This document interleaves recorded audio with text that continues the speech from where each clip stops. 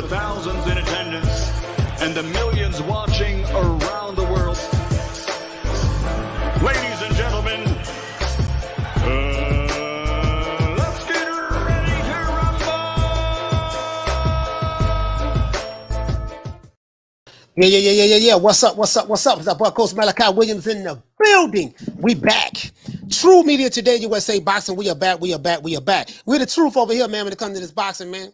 We are the truth. It is what it is. We make it do what it do over here. We pull pimp and shoulder lean on a Saturday morning. That means we always chilling. It is what it is. We don't always get it right, but goddamn it, we get more right than we get wrong. You get what I'm saying?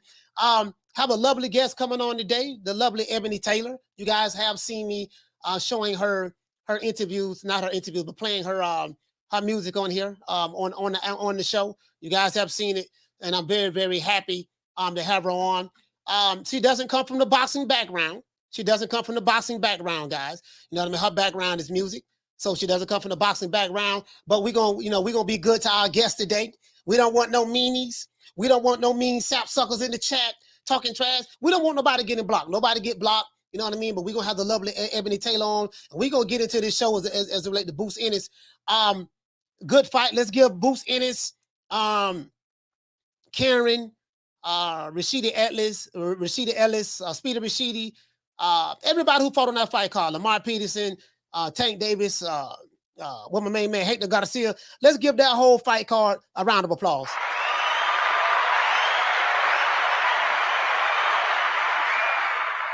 Let's get that entire fight card a round of applause. She will be on in a few minutes, so we're gonna get into this. Let's get into the show, and then we're actually going to get into just my overall analysis. And I tell you guys, man, like on YouTube, what I notice is sometimes, man, when you don't have a boxing criteria, and I do have a boxing criteria over here, that's what makes us the truth. It's certain things that I look for.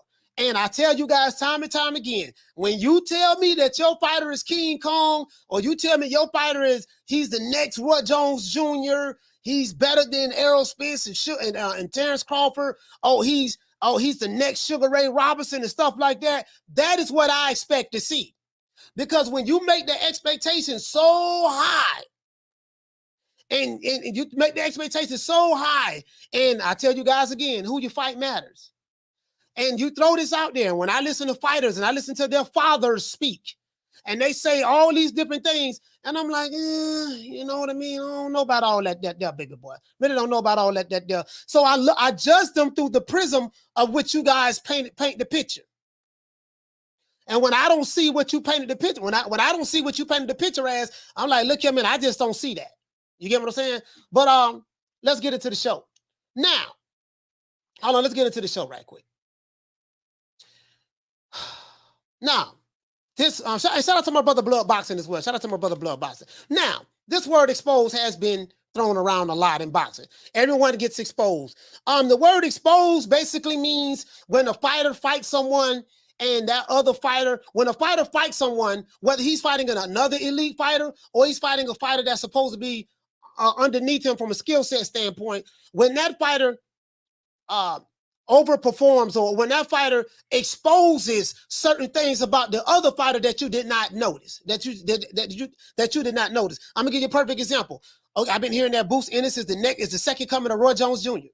I was hearing that he's better than Errol Spence and Terence Crawford. I'm hearing all this stuff about this guy, right? You know what I mean? And everybody's running from him. They're ducking him because he just this terrifying monster that everyone is trying to avoid.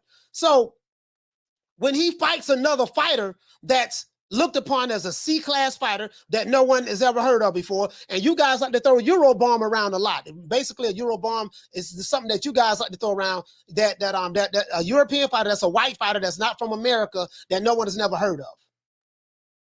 So you like to throw that around a lot, right? And depending on who the fighter is, that's when you want to throw that term around.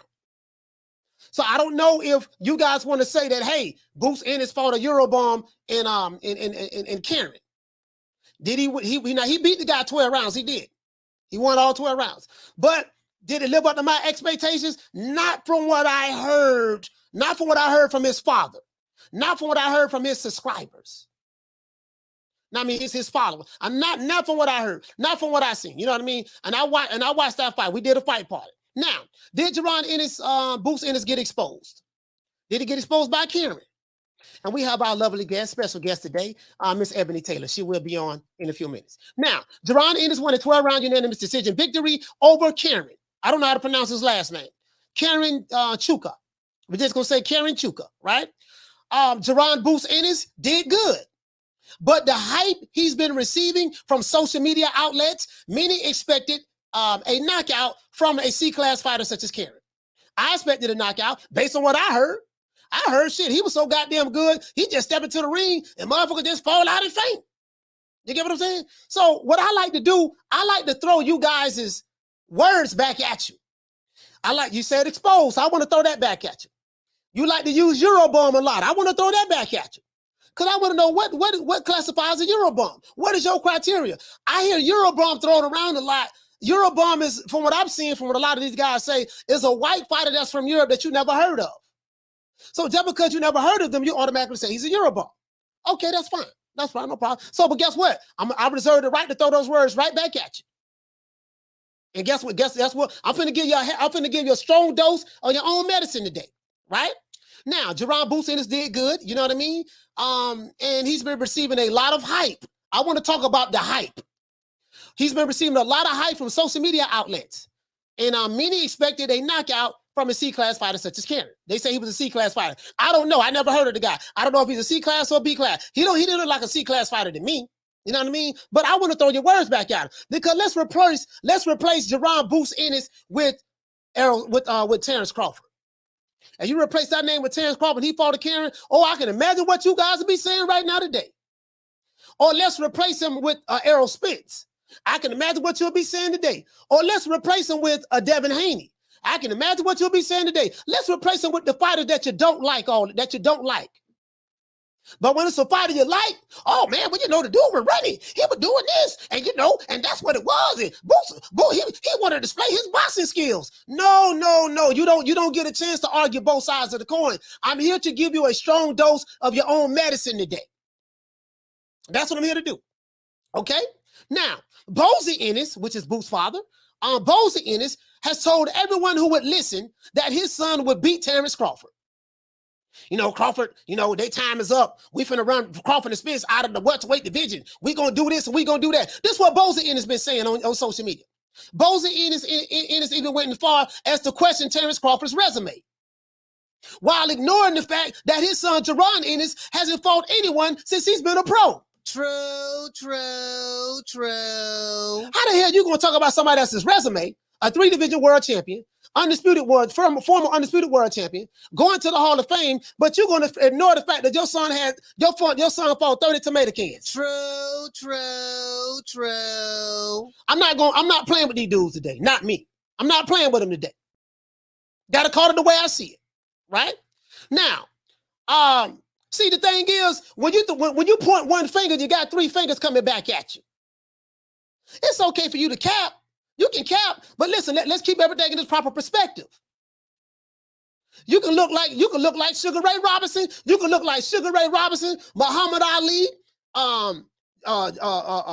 Lennox Lewis, Pernell Whitaker, Roy Jones Jr., and James Like Tony, all wrapped into one fighter when you fighting subpar competition. True. Yeah. I've been watching this thing a minute, right? Now, but this is what Bozy Ennis been saying. Boots' performance, in my opinion, was a letdown to me because I was expecting more. What was I expecting? I was expecting what his fans and his father and Boots have been telling me about this guy. True. I was expecting more. I saw a fight with Speedy Rashidi. Speedy Rashidi was fighting a guy by the name of Romain Villa. Yeah, Romain Villa, he was slow.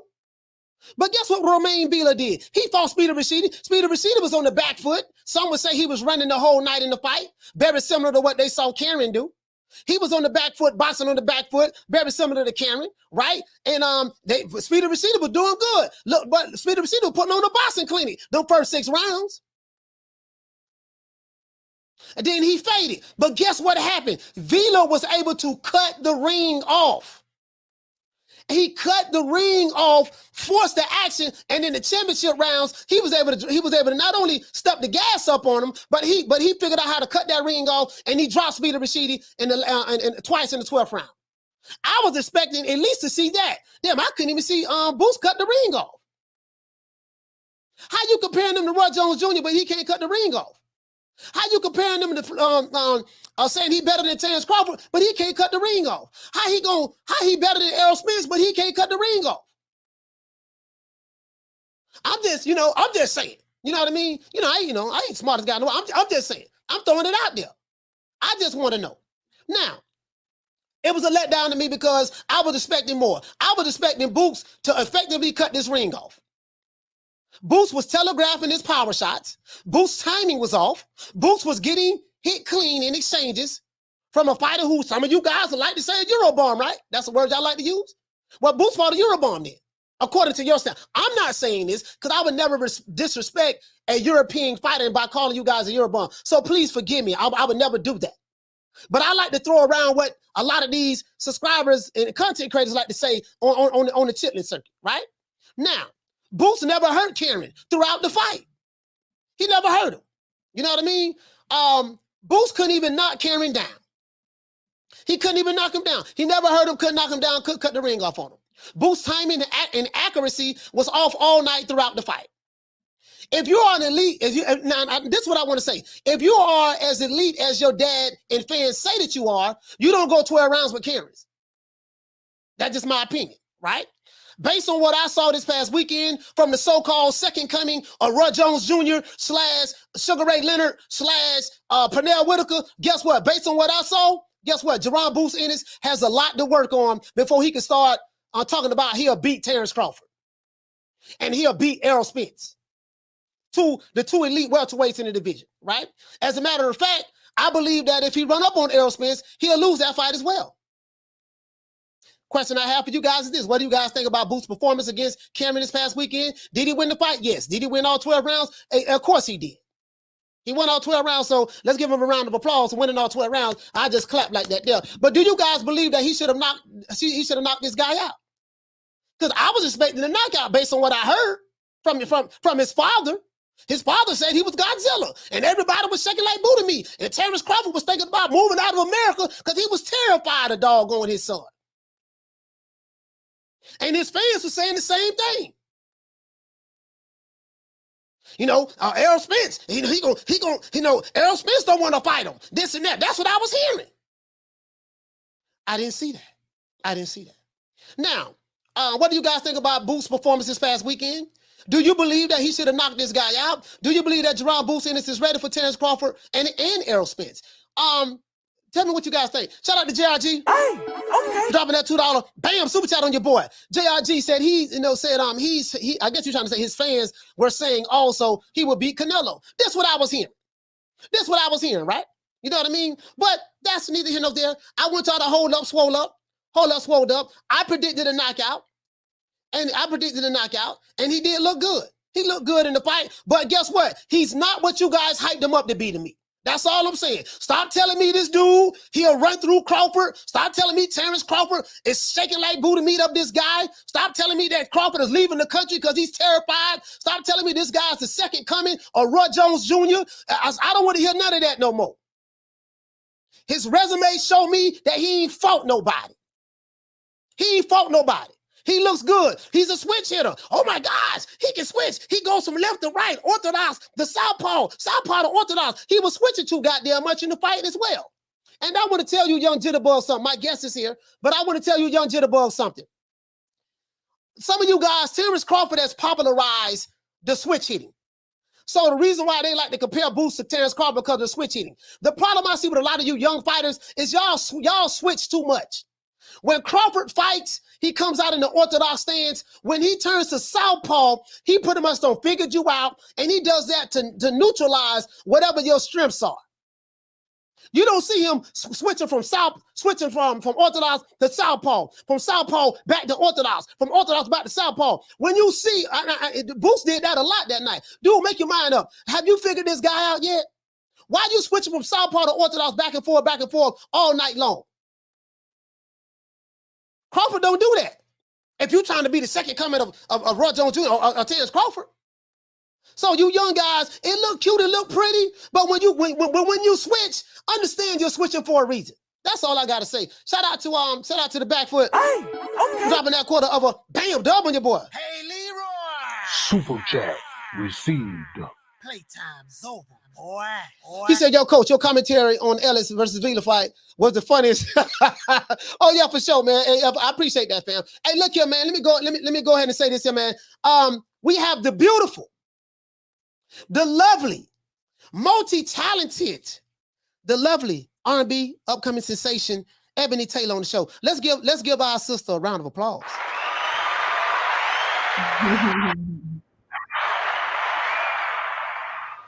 Ebony, what's going on? We're so happy to see you here today. So happy to have you here. How you doing? I'm good. Feeling good. I'm happy to be here too. Oh, okay. You know, as you know, this is a boxing show, but I'm so happy to have you on. I heard a lot about you. Let everybody know who may not know who you are. Let everybody know who you are, where you're from, and stuff like that. What is it that you do? I'm Ebonie Taylor. I am from Kansas, but I've been living in Europe for 16 years, and I moved back like 4 years ago. So right now I'm living in California, and I do music, R&B, and I play instruments as well, guitar, the piano. Yeah. Oh man, so you play the guitar and the piano? Yeah. Oh, you multi-talented. So what type of music? So you say you do old school R&B. Is there any other type of genres that you specialize in, or I didn't even know that. I mean, I'm pretty universal. I could take on any genre, but I prefer R&B, like jazzy kind of slow music. Okay, so you like the jazz and the R&B and stuff like that. So yeah. How old are you? 24. All right, you're 24. So you've been doing music for how many years now, would you say? My whole life. When I was in Europe, when I was around 16, I went to a music school for a couple of years, and I was like performing around on the streets and like stadiums and stuff like that. So that's when I really first got into it, when I was around 16. But other than that, I've been singing and loving music ever since I came out the womb. Okay, cool. So shout out to this brother right here, Guanatos. What you say? He say she's talented, but yeah, she's so fine, Redbone. Okay, all right. And let's give our sister a round of applause, man. Give her a round of applause, man. Yeah, man. Yeah, let's give her a round of applause, man. Yeah, you know what I mean. So Ebony, listen. We've been playing your music, right? So you have this single that's out right now called "Darling." Yes. How long did it take you to record that song? And tell me, what was the process of making it? Did you play the piano on it, or what? Or did you just write the song? Tell me, how did that come about? So lately I'm just finding beats on YouTube that inspire me to write. So I write to a beat, and to Darling, I wrote to a beat that I found on YouTube, and it took me like an hour and a half to record, and that was it. Okay, an hour and a half to record. Okay, all right. So, is that your first single? Is that coming out on your album? Do you have an entire project done, or that just a single you're just trying to test the waters with? That is gonna be a part of the album that I'm working on right now. So, right now that's just a single. All right, so we got some questions from the chat. So the brother right here, Rick Tim. Rick, what's going on, baby boy? He said, is she originally from Wichita, Kansas City? What part of Kansas City you from? Kansas. Scott City. Scott City. She's from Scott City, guys. And you're currently living in LA now, right? Fresno. Oh, in Fresno? Okay, you live in Fresno now. Okay, cool. So how you like it on the West Coast? It's hot. It's hot. Right now it's not hot, but like when it gets hot, it's bad. It's hot. Okay. But I like it. And shout out to Yamis Potter. What you say, fam? He said, ask her if do you write all of your music? Yes, I do. Okay, you write all of your music. Okay, tell me now. I love your IEP. I love your IEP right here. Listen, guys, if you don't know who Ebonie Taylor is, this is a new single that she has out.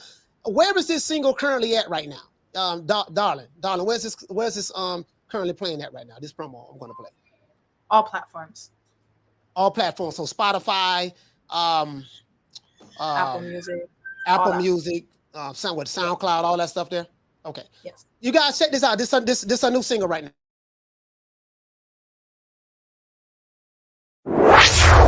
Ebonie Taylor is stepping onto the R&B scene with the soulful sound line at freewayrecordsllc.com. Now, tell us about how the song had to grow on me. I'm not going to lie, I heard it, and then I've been playing it every day on the show, and the more I hear it, the more I really like it. So, explain to us, how did you get in contact with Freeway Ricky Ross? How did that connection meet? So we had I was performing at a friend's house, and they had a mutual friend between me and Freeway, which was Bobby, and Bobby introduced me to Freeway Records. Okay, so your vision, your goal for your career, is what? You're 24 years old. This music business, I'm gonna give you a little backstory about myself. I actually was in the music business myself. I had a demo deal back in the day with Atlantic Records. I got put on the shelf, but I did receive advance money. I've done everything. From performing independent. I was never big. I wasn't big. I'm not gonna lie to you, but then I went behind the scenes. I started interviewing a lot of recording artists in the background. I worked in Circle House Studios. I worked at the Hit Factory down in North Miami.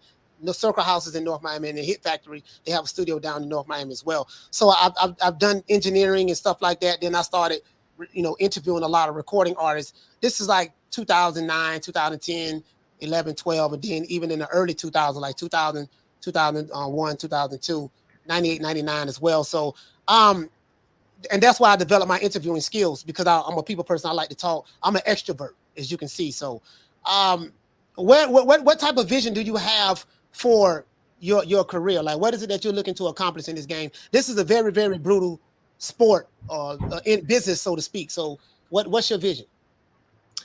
I would like to become really big in the industry, to inspire people, and to create music that people can relate to, and but also kind of unique and different music. So my vision for my whole career, I would like to be the next Whitney Houston, aka Alicia Keys. So you know what? But Alicia Keys plays the piano. She's multi-talented as well. So you said you play the piano as well, right? Yes. Are you good? Yes. So I mean, not Alicia Keys good. I'm still practicing, but I'm good to the point where I can play songs. I can play, I know where where the different keys are and such. So what are some of the musical influences that you had throughout your career? That some of your some of the I guess some of the artists, like I have a lot of musical influences myself that I love, but who influenced you? Like when you look at certain artists, name some of the musical influences that you have right now. So old school people, I would say Aretha Franklin, Etta James, Aretha. Sam Cooke. Okay. And the modern people, Alicia Keys, of course, I'm in love with her. Beyonce, I like J. Cole, the 21 Savage. I know those are kind of not the R&B type, but their lyrics, like J. Cole's lyrics, for example, his lyrics goes really deep, and those type of artists inspire me a lot. So those people, and Mariah Carey, I like Mariah Carey too. You like Mariah? Okay, so you do have the image. Let's see what this brother right here says. Shout out to Ahmed. Ahmed said, he said, where in Europe did you live? I lived in Denmark, right next to Germany. Denmark, right next to Germany. Mm-hmm. You have the image, you have the look. You're 24 years old. You can sing. You also play instruments. What type of team do you have around you that's really pushing you right now? Do you feel that you have a really good team around you right now? Yes, I do. Yeah. Sorry. So no, what I was saying was you have a good team around you. So what are your goals for 2023? My goal is to get as much music out there as possible, build up my image, draw in new fans, and create more music to put out there. Just create music. That's the whole goal for 2023. Okay. Do you know anything about boxing? Very little. Don't worry about it. Just stay away from this. Don't be a boxer. Stay away from the sport. The boxing fans can be very mean at times. I deal with them on a daily basis. So, but you have some good boxing fans as well. Again, you do have the image. You're a very beautiful young lady. So it's very easy. From what I'm seeing, it's very easy to market someone like you. Now, I'm hearing that you are. Would you consider yourself an introvert or extrovert? Introvert is being like very not social, right? Yeah, kind of like you're more shy. You don't, you know what I mean. It's kind of hard for you to. I'll put it this way: when you step on the stage, do you feel comfortable? Do you freeze up on stage when you're in front of people watching you, or do you? How do you handle that? I mean, I would consider myself an introvert, but not in a way that I would freeze up on stage, because I feel like I'm very confident when it comes to expressing myself. But I am a homebody. I do prefer to stay at home. I do prefer quieter environments. Okay, but on stage, when it's time to get it in and perform for your fans, your audience, you know what I mean. You're a gamer. You willing to, when it's time to turn the lights on, you turn the lights on and make it do what it do. That's basically what you're saying. Yeah, Right. Okay. because So, I really love performing, so I wouldn't take that for granted. do you have any performances lined up for this year? I know this is January, just started, but how are you working the local scene in I guess in Fresno in order to get your name and your brand out there? I have been invited to a couple of clubs to perform, but we're working on bigger to connect with bigger audiences. But for now, I don't have any scheduling performances, but hopefully I will have very soon down here in Fresno. We're working on that. Okay, that's great. So Fresno for people who may not know, explain to me, what is the Fresno music scene like? Like, how is the music scene in Fresno? What do you mean? How's the music scene? What I mean is like in Miami, right? Like when I was out there interviewing a lot of artists, I said, you have a lot of rave clubs in South Florida, but then they have a strong hip hop scene as well. And at nighttime, the music scene is very, very thriving. A lot of open mic clubs. A lot of people who may not go out do not understand that, in these types of clubs, the music scene is very alive and well and thriving on a local standpoint. So from an indie artist standpoint, what is the indie artist music scene like in Fresno? To be honest, I've only noticed there's a lot of rappers out here. I haven't met too many people that do the type of music that I do. So I think the how the music scenes are is there's a lot of rappers out here. There's a lot of um yeah, there's not too much of my music out here. Okay. The one, Mr. Ham, this a question from one of the guests, one of the members in the chat. He said, Coach, ask Ebony what are her thoughts on doing collabs with other artists. I need to do collabs with other artists. I'm looking for new artists to collab with. I would love that in any genre. This brother right here, Ben Gunn, he said, does Ebony like music? Do you like the music like of Amy Winehouse? I love Amy Winehouse. She's a legend. Yeah, she is a legend, man. R.I.P. to Amy Winehouse. Yeah, she is a legend. Amy is a legend. So now I'm gonna tell you my music, what I like. I love Anita Baker. She's my favorite singer. Anita Baker, Angela Winbush, Sade. That's the three off the top. Denise Williams. You see what I'm saying? I don't even want to talk about the funk artists I like. Of course, Michael Jackson is my favorite artist, but Prince, because he can play every instrument and he can sing and all that stuff there. So I go way back now. I'm in my late 40s, so I go way back. You know what I mean? So that's some of my, you're doing R&B and you like the soulful stuff. You mentioned Sam Cooke. I definitely would advise you. You mentioned Whitney, you mentioned Mariah Carey, which is wonderful. Again, you do have the image. I want to let you know that study some of those other singers as well. And also, just if this is what you want to do, this is a vicious business. Understand that you're going to have to take it. Believe in yourself. You're going to get a lot more no's than you get yes. You're going to get a lot more people that say they don't believe in you versus than they do believe in you. So you're going to have very thick skin in this business. If you haven't experienced that, you're going to see that now. Shout out to Soldier Boy. Soldier Boy, what's up, man? Hey, okay. He say, Soldier Boy said, are you in a relationship? If so, is your partner into music? I'm not in a relationship. I'm not looking for a relationship, but my future partner has to be into music. Yeah. Okay. All right. Shout out to Rockman. Hey, okay. Rockman for dropping that half a dub. He said your sound is very classic, old school R&B vibes. Do you listen to Nina Simone? What are your thoughts about your family in Denmark? Oh, I love Nina Simone. I love her. She has some amazing music too. And is he talking about if I have family in Denmark or? Yeah, you said you're from Denmark, right? No, I've been living in Denmark Okay. for 16 years. And what brought me over there was my mom got married to, she met a Dane here when she was working, and they got married and moved back there.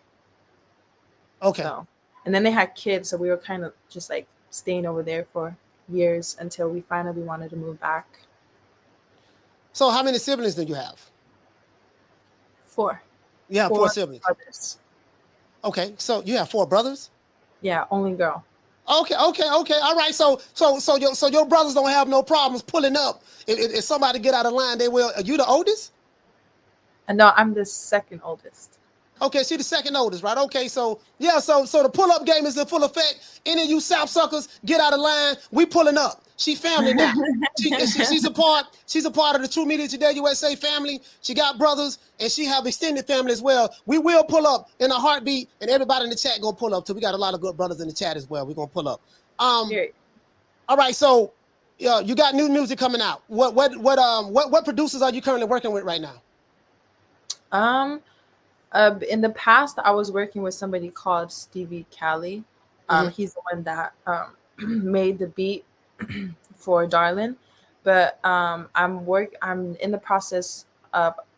I've been working with a producer that's on the Freeway Records team, and then another producer that I'm in contact with. But I don't really want to mention names right now because we're not fully there when it comes to making the music. We're writing back and forth on what's going to be happening when and such. So okay, so right now, so you're working with you don't want to drop the names of the producers that you're working with. It's one thing I definitely would tell you. Now you are in good hands. You know, make sure your business is on point when you come to doing your music. You know, your publishing, your ISSR number and stuff like that, your code. You make sure your publishing is on point. Make sure you have all your stuff registered with the different platforms and stuff like that. Media base, all of that. Are you familiar with any of those things? Yeah, I'm getting into it. My team has slowly introduced me to all those things. Mm-hmm. Yeah, just make sure you stay on top of stuff like that. Especially you get your ISRC number, all of that stuff, and just make sure that you understand the actual business aspect. Because you hear a lot of horror stories in this music industry. Artists, I don't know if you're familiar with TLC. They went all over the world touring. They dropped the album in, I want to say 94. Their second album, Sexy Crazy Cool.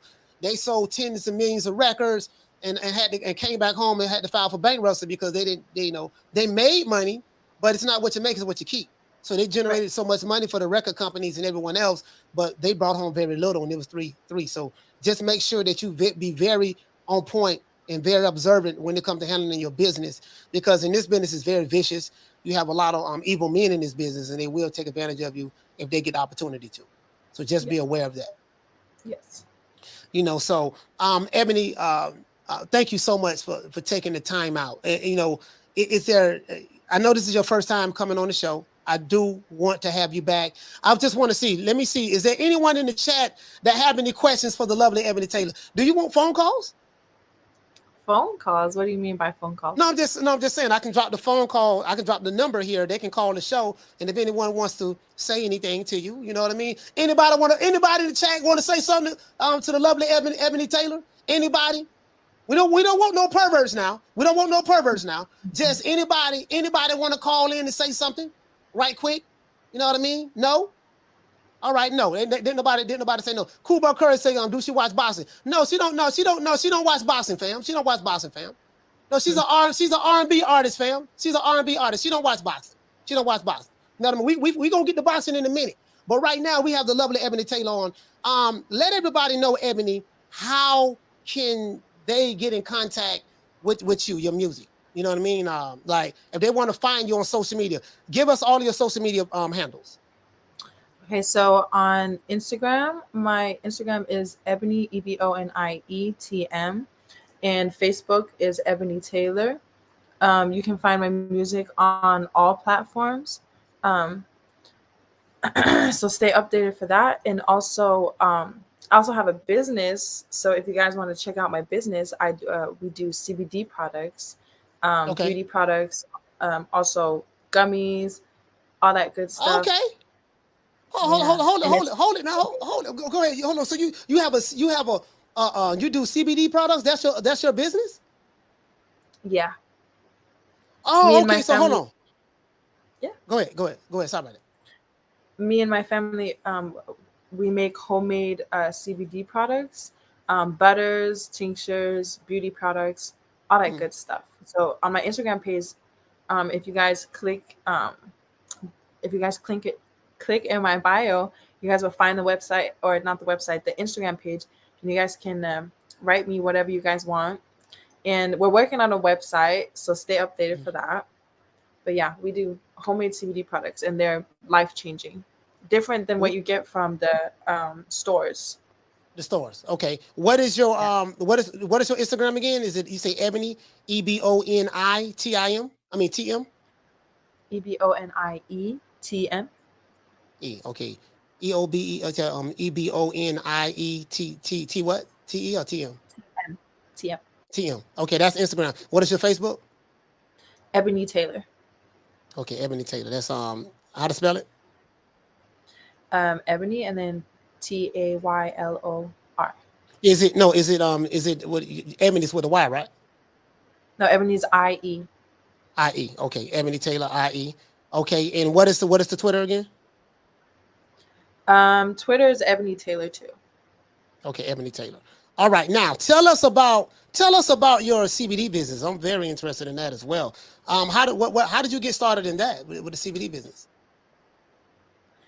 So it's kind of a funny story. I literally had a vision about starting a business, and that specifically included like healing people. And then one day I was scrolling through the internet and I saw CBD products, and I was like, wait, we need to research the CBD stuff, and we need to create something that's unique. And so when we went in and we researched what all the CBD was about, we found out that they actually don't use the whole plant in the CBD products. So that's why when you buy certain stuff from the stores, that it doesn't completely work. So we went ahead and we made our own CBD products by extracting the entire plant. And then we went to different venues, like up in LA, and tried the product out. And we've had amazing results in people having back pain, inflammation, headaches, all kinds of a bike injury. We even have somebody who does lift training who uses our products, and they absolutely love it because instantly after 5-10 minutes, the pain, you're relieved from pain. It's amazing. And we have it in all different kinds of options. We have the pure form and tincture. We have the butter. Then we also have it in beauty products. So we have like homemade rose oil. We have baby oil. We have all kinds of stuff going on. So do you have you say you don't have a website. So that's basically you can find that information out on your Instagram as well?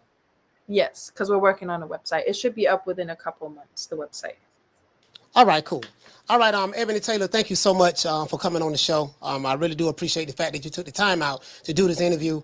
I'm very happy and excited. I am looking forward to having you back on the show again. Is there anything that you would like to say to anyone who you may have made a fan today on the show? Is there anything that you would like to say to anyone who may be listening, hearing you for the first time as it relates to your just how to get in contact with you, your music career and stuff like that? I'm mainly active on Instagram and Facebook, so stay updated on there.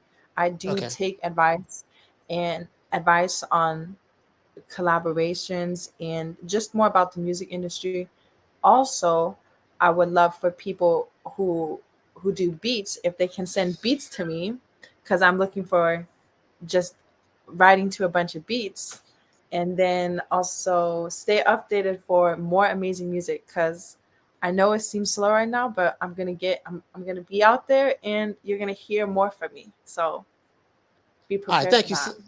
All right, Ebony, thank you so much. Hold on, let's see what we have. The one, Mr. Ham, salute to you, fam. He said, Ebony, keep being refreshingly humble. He said, I have my stepson contact you about a possible collab. He said, much success to you. I mean, shout out to the one, Mr. Ham. Salute to you, fam. Shout out to Candy Slim. He said, is she the one dude tattooed her name on his forehead on YouTube? I guess he's trying to say that some guy tattooed your name on their forehead are you familiar with any of that? I am not, but if they did, I'm happy for them. All right, Ebony. Well, Ebony, listen, thank you so much. Much love and success. We will have you back on. Once again, just keep pushing, keep grinding, keep going. Remember, this is very, very vicious business. Be very smart. Let them know that you do have brains behind beauty. And if you keep pushing and believe in yourself, step out there on that stage and take what it is that you know that's yours and claim it, you will be successful. And just remember that, okay? Let's keep fighting. Okay, thank you. All right. Hey, shout out to Ebony Taylor. Let's give her a round of applause, guys. The lovely Ebony Taylor. I'm going to drop your social media as well. Man. Hey, man, I appreciate that, man. I appreciate everybody really being patient. Really love this young lady, man. She's a very, very beautiful soul, very beautiful spirit. She's going to go far, and once she take off and blow up, we can actually say, look, we had the lovely Ebony Taylor on the show before she even blew up. You know what I mean? This is the boxing channel. You know what I mean? But I told you guys I'm doing different things with my platform. I want to bring musicians on. We're going to have managers on. We're going to have people from the Bloods and Crips on the show. I'm going to be doing different things with my platform. So anyone who got upset because I had the lovely Ebony Taylor on, you can leave. If you're upset because I had the lovely Ebony Taylor on, and you can leave. We don't want you over here. Don't bring your ass back. Unsubscribe. Bye, Felicia. You see what I'm saying? But when we have the a guest on, the lovely tenderonis, we have a guest on, we're gonna respect the guest. You see what I'm saying? If this ain't for you, we holler. True. Anyways, shout out to SWAT Zone. SWAT Zone, what did he say, fam? He say acting like we had some sense. Yeah, man. Shout out to my main man, Retro Boss and the Documentaries, man. Retro Boss and the Documentaries. Y'all seen a couple of fools complaining in the chat. Man, listen, you complain in the chat, man. Get your bitch ass on, man. Ain't nobody don't care about that, man. You complain in the chat, get your ass on. This ain't for you. Y'all know me. We don't beg for no subscribers over here. If they don't like it, get on. Go to another platform. This ain't for you. We don't beg for no subscribers. I'm a very good marketer, and I'm good at what I do. We don't need you. Bye, Felicia. True. Anyways, let's get back to the show. We got a lovely tenderoni on the show, and it got a couple of fools in there acting like a goddamn fool. Man, I should block you. It's two dudes that was acting up. I should block you, but I ain't gonna block you. You's a sucker. You's a sucker for you's a real sucker, dog. Believe that. You know who you is. You's a real sucker. I don't like that shit. I don't. You see what I'm saying? But anyways, let's get back to the show. Now, Jaron Boots Ennis, I gave you guys my analogy of how I felt. I mean, he's a good fighter. He's a good young prospect. Well, he's a title contender now. He's a contender now because now that he fought, he is the IBF intern champion. He is the IBF intern champion right now. So So I am happy for that. But my thing is this here, guys. When you go to hyping these guys up to me, I'm looking at them. Thuggy D, what's up, man? Hey, Thuggy D. Yo, hey, what my dog Thuggy D at? Thuggy D, you see this, man? Bro, Thuggy D, I got a tenderoni on the show. Beautiful young lady, a singer. And y'all had a couple of dudes complaining. Oh, man, when we going to talk about boxing? This ain't no boxing show. Man, get your bitch. I mean, hey, Thuggy D, I should block them niggas just for saying some old dumbass shit like that. True. Man, boy, I'm trying to tell you, boy, I'm talking about some real sucker shit. You know what I mean? Yeah, boy, y'all better be lucky my daughter here, boy, because my daughter don't like to hear me curse, boy. Y'all know I curse in a heartbeat, boy. Y'all know I curse in a heartbeat, boy. I'm like, boy, God damn, boy, that shit pissed me off, boy. Hey, but let me calm down. You know what? Hey, Rick, what's going on, Rick? You know I ain't smoked no good green either, boy. I did not smoke any good green, boy. So, boy, I would go from 0 to 60 real quick, dog. But I didn't smoke nothing. You guys know how I am. I'm I'm mooted in the motherfucker right now. You know I'm bipolar. Bipolar got ADD. Ain't smoked no good green. Boy, hey, Thuggy D. Boy, they can get it today. Hey, shout out to Keita. Keita, what's up, dog? He say, Coach. Coach give you that old school cussing out. Hey, Keita. Hey, Keita, what's up, man? What had me 30? I ain't smoked no weed, but I'm trying to tell you, dog. I'm old, boy. Boy, hey, boy, she went on here about to cuss that South sucker live on the show, boy. Live on the show.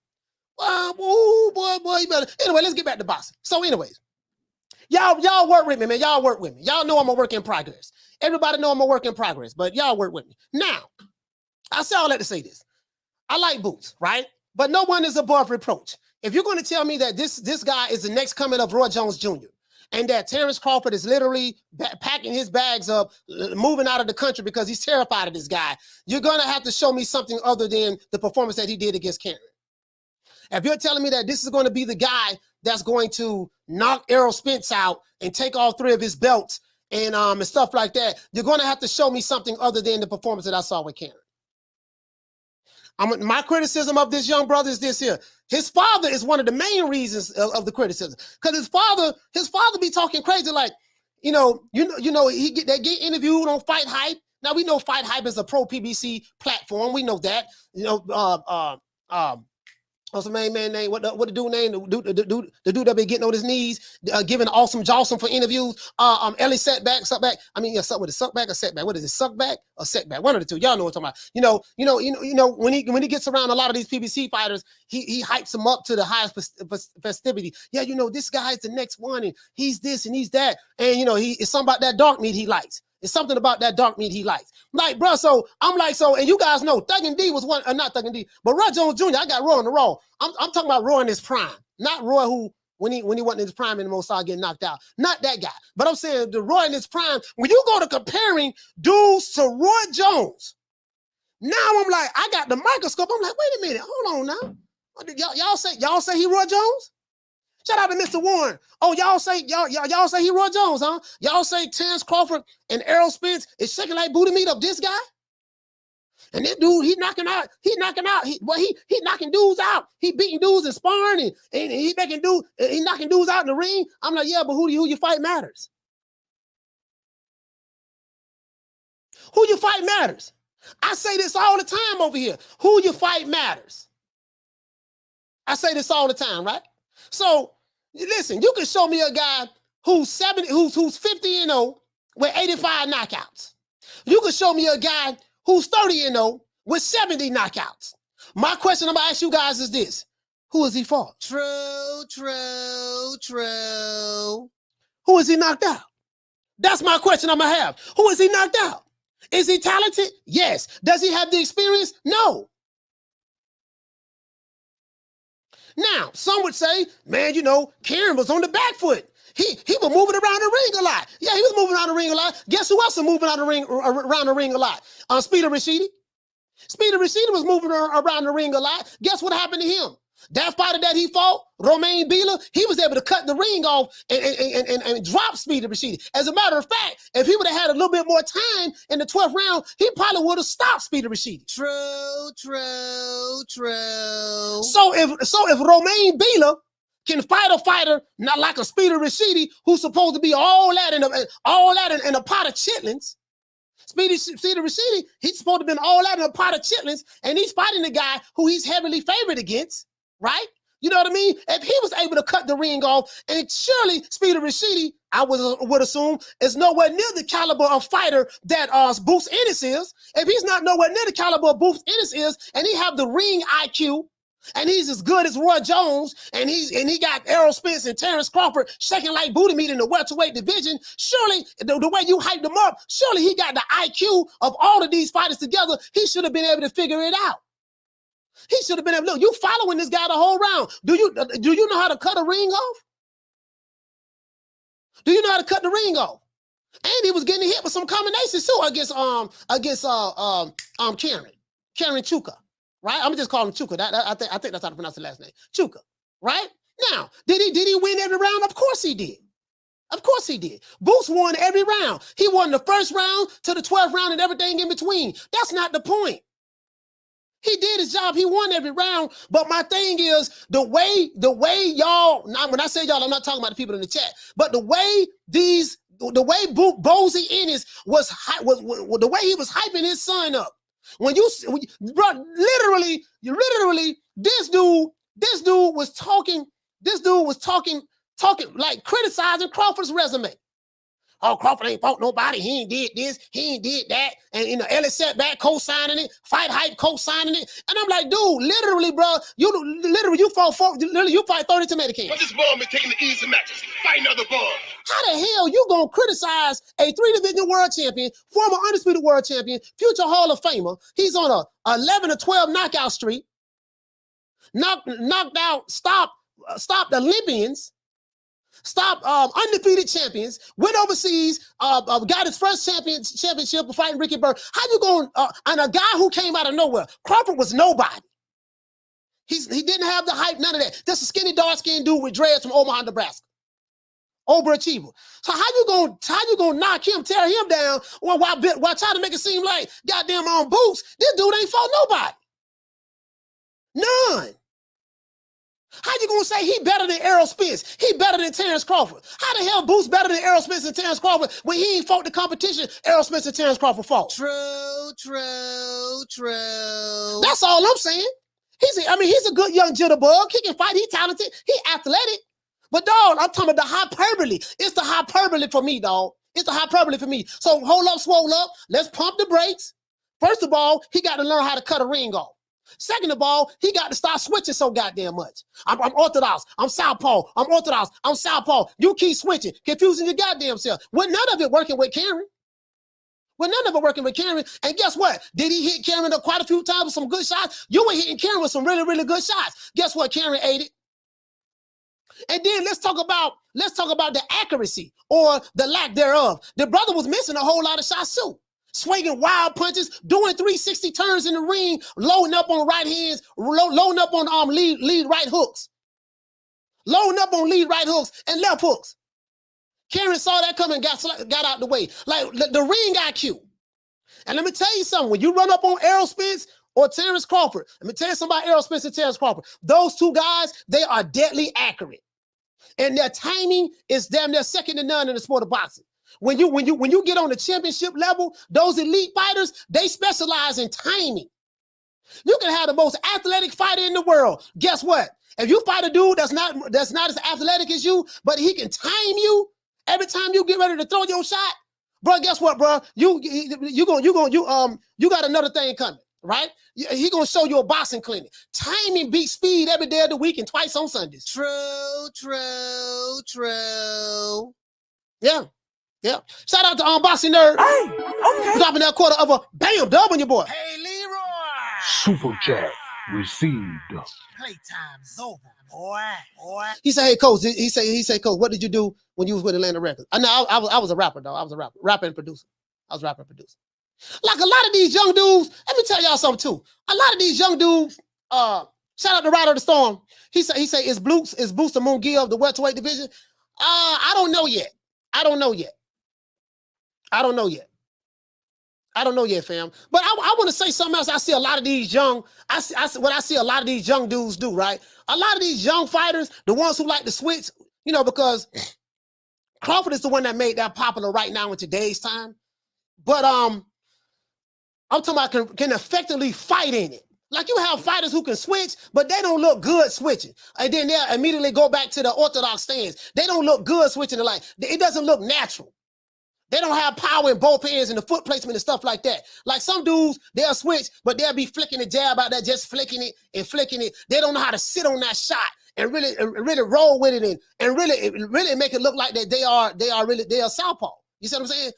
A lot of these young guys, you know, and a lot of sports fans in boxing now, they get enamored by that. Oh, he's a switch hitter. He can switch. Look how he's switching. Yeah. He's a switch hitter, but okay, but goddamn, but okay, is he effective in it?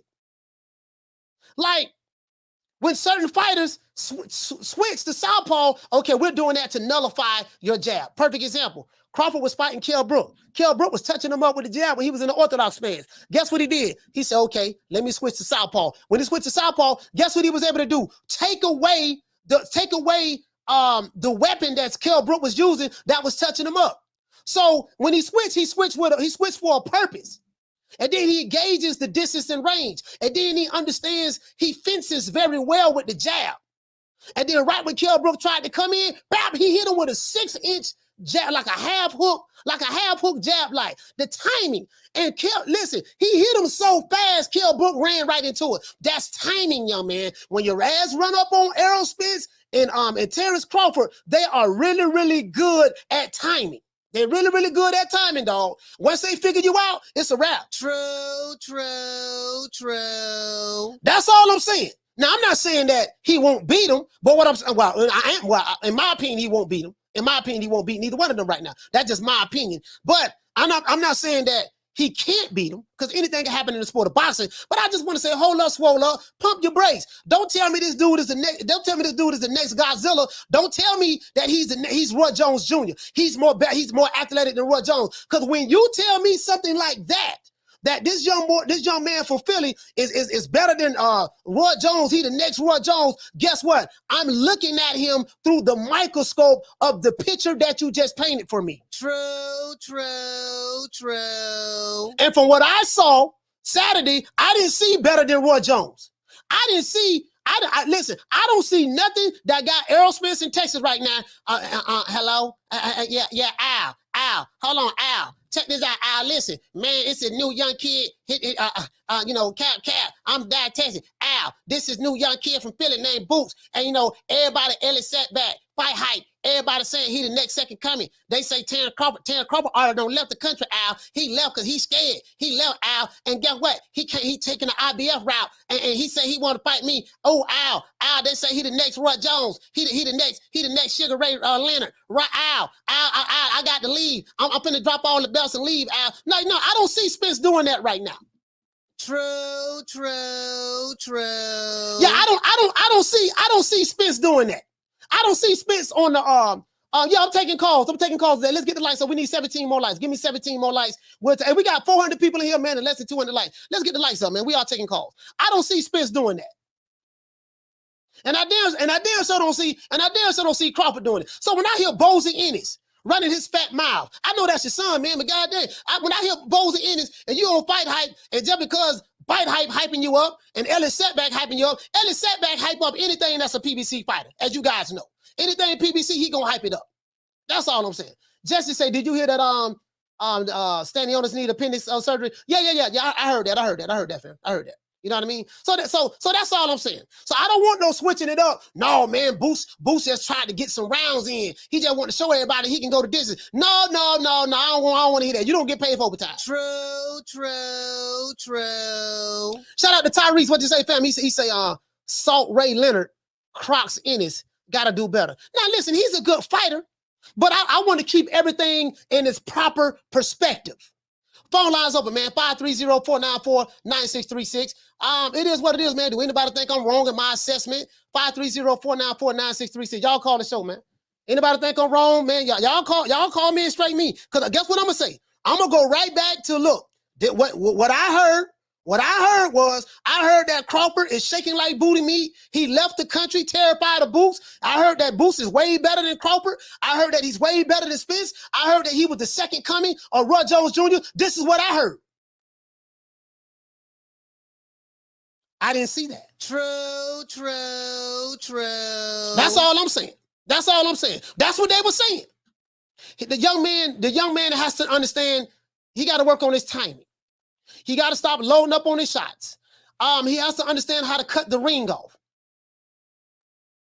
And he has to understand, he has to learn how to fight movers. People who like to move around the ring, you got to know how to stop those movers.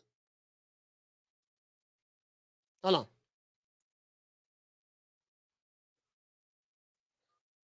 That's all I'm saying. This ain't no shade. I'm just calling what I said. Call it what's your name, where you calling from?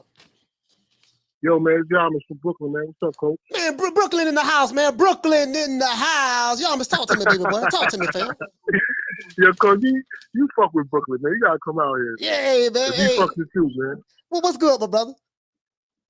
Nah, man, I want to watch the fight the other night, man. I wanted to make a comment because, the female artist? Yeah. She was good, man. Like, I think she's gonna be a star, man. I'm rooting for her, man. But it was cool that you got her on here. But yeah, I watched the fight the other day. We were on the subject of Boots, man. Yo, in my opinion, I always said this, coach. He's untested, man. Yo, you got a guy that hasn't fought anyone, and motherfuckers is putting him in with the top guys in the sport. He gonna knock this one out, knock that one out. Yo, I mean, he passed the eye test. I could go to the gym and crack some bags, man. Yeah. I could beat the shit out of some bags, and you put me in with the right spar, and you might think I'm nice. You know how I used to be. But anyway, my point is, if you in there with another top guy, you can't make that assumption like, yo, he's ready for them guys. He can't even cut the fucking ring off, man. You know what Crawford gonna do to him? Yeah. Nah, it just ain't happening, dude. And all that, yo, I'm noticing a lot of that myself. Like even Danny Jacobs was doing that shit, going southpaw. That's really for guys that's inverted. Like if you were inverted lefty and you really naturally right-handed, I mean, you got an advantage because, you know, your strong hands in the front, so putting it in the back ain't really a big deal. But yo, on this level, and you see that dude, Jaron Ennis doing that shit. Yeah. I seen him fighting Manhattan a couple months ago, man. He got fucking cracked a couple times doing that bullshit, coming out with left-handed. Heavyweights ain't playing like that. You're too susceptible to that straight right when you go lefty. And the hooks, you're not used to that angles. You know what I mean? Unless you got a background where you've been doing it a long time.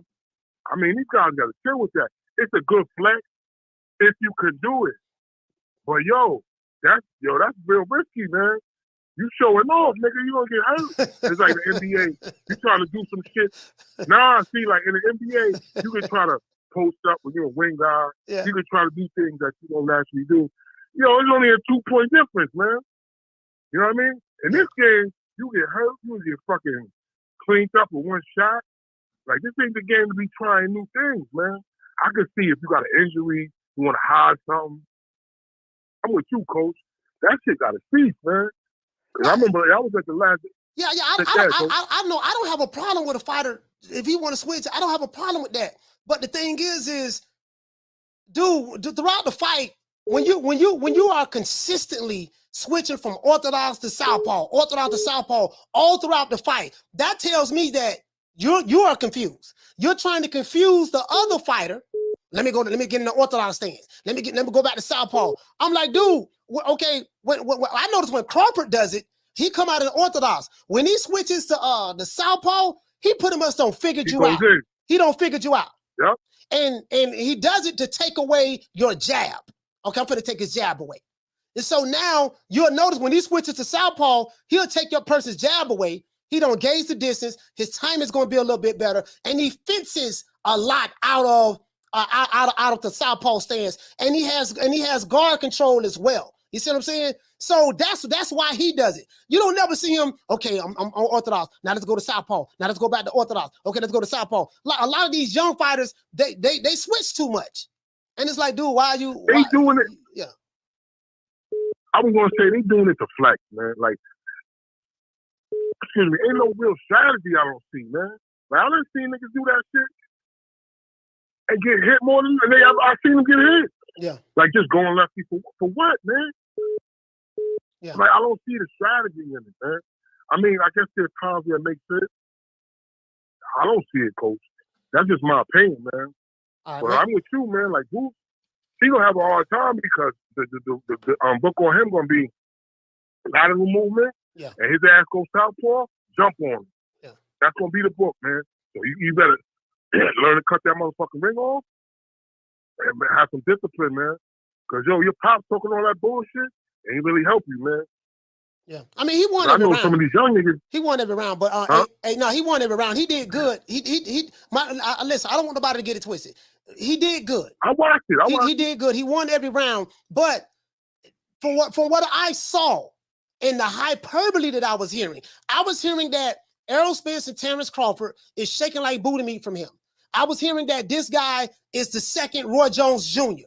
I was hearing his father saying, Crawford ain't fought nobody. He ain't did this. My son will run through Crawford. Yada, yada. I was hearing all Elliot setback, fight hype. I was hearing all of this. And I'm like, dude, this guy?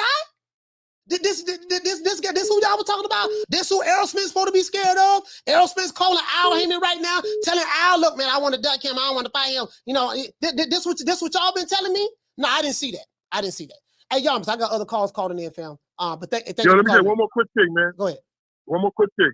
Yo, coach, I think this is one of them cases where we so in a rush to find the next big thing. Mm-hmm. That motherfuckers jumped out their lane, man. Yo, peace and love, man. Thanks for having me on, baby. Yeah, shout out to John Yums, man. My brother, man, Brooklyn in the house, man. Brooklyn's in the house. Shout out to Boxing Nerd. Hey, okay. Dropping that quarter of a bam dub on your boy. Hey, Leroy. Super Jack. That's all I'm saying, fam. I ain't saying he ain't no good fighter. He a good fighter, but I mean, all the hyperbole, you know, that's the problem I have. Caller, hold on. Boxing Nerd, what did he say? Boots got to say some chickens like Roy if he want to be like his idol. I don't know if Roy Jones is his idol or not. All I'm saying is just all of the hype and the hyperbole that I was hearing. You know what I mean? You're gonna have to live up to that. Caller, what's your name? Where you calling from? What's good, Coach? It's Drew Titan's father calling from PG County, Maryland. How are you? Drew Titan's father, talk to me, fam. Yeah, what's up, fam? So yeah, I saw the fight like just like everybody else here in the chat did. Yeah, man, I just had some thoughts about that fight because I like Boots, honestly, to tell you the truth. Like I think he's really talented. I think the raw talent is there, but it's just like everything else. Everybody else needs to be polished, right? Mm. But here's my problem with the boxing community, right? Like we get sold a lot of crap, and we're easy licks. We buy everything. Now, with that being said, I remember when ESPN was hyping up Edgar Berlanga, right? And everybody was like, "Oh, he's this, he's that, he's not gonna be whatever, next right?" Miguel Cotto. And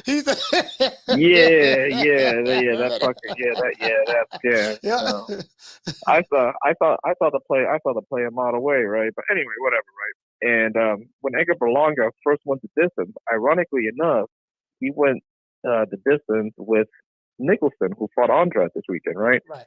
But that's beside the point, right? What I'm saying is when he stepped up his level of competition, quote unquote, right, he fought Steve Rolls. Now, Steve Rolls gave him the business, I won't necessarily give him the business, but made him work for it. Now, Steve Rolls isn't that good of a boxer, his damn self, right? But he was still, like weaving in and out, or whatever. And they annihilated this man, right? Basically said, oh, he can't cut the ring off. He's a one-trick pony. He does this, he does that. I mean, I'm going to say this. I'm not begging Berlanga. Personally, I don't even like the kid, to be honest with you, right? But what I'm saying is, why don't we have the same smoke for him that we do to Boots, Oh, well, why is it that we can, No, that's easy. That's easy because it's coming from a certain boxing community, right? Everybody have, certain, like, so when you're coming from certain boxing communities and you push narratives and you don't know how to keep it 100, you don't know how to keep it objective. These guys online, and you hear me say it all the time, fam. These guys argue both sides of the coin. When it's a fighter that they don't like, they find all of the flaws and everything and nitpick everything. Talk about his resume, talk about his baby mama, talk about his bicycle, talk about we don't like his boxing gloves, his trunks, we don't like the way the sweat fall from his forehead when he boxing. That's what they do. But then when it's a fighter that they do like, and he does the exact same thing that you criticize the other fighter doing, then they make excuses. Oh, well, really he did good. The other dude was running and really he looked excellent and perfect. Wait a minute, y'all just said the other guy who you don't like didn't fight nobody, and you criticized him heavily and said he couldn't cut the ring off and stuff like that. And then the fighter you do like does the exact same thing, has the exact same performance that the other guy has that you criticize.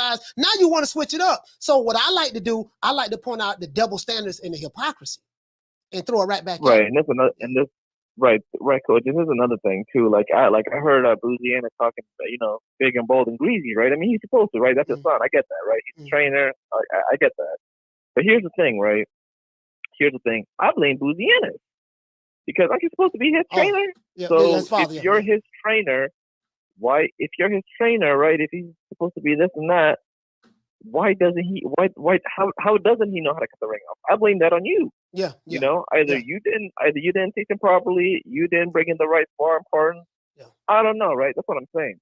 And here's the last thing, Coach. I'm gonna say this before I get off. Here's another thing, right? Everybody needs to slow down sometimes. You meet a girl for the first time, everything's going good for the first couple of weeks, and then later on you find out she got bad credit, and you're not really feeling her anymore. But anyway, this is what I'm gonna say with that. If Boots Ennis jumps in there with Errol Spence or Terence Crawford, people of that caliber, he's gonna end up like Lubin.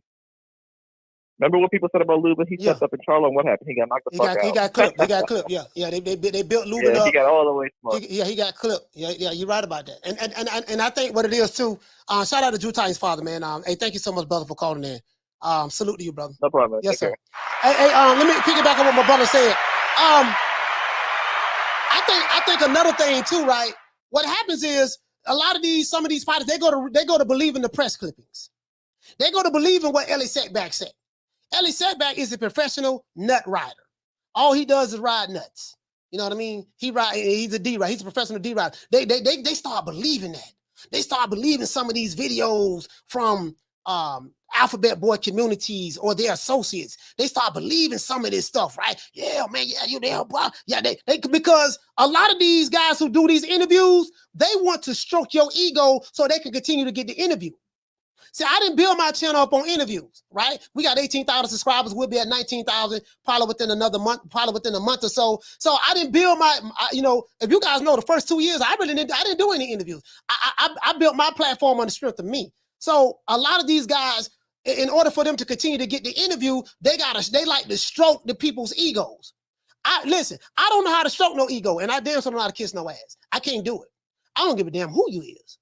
Nigga, you can shit. I don't care who you is. I don't care what the fighter is, from the welterweight division to the bantamweight division, all the way up to heavyweight, anywhere in between. I don't know how to do that. Betty Jean didn't raise no D riders and no ass kissers. I don't do that. I'm gonna call it the way I see it. If I get the interview, cool. If I don't, the hell with you. Ain't no sweat off my nuts.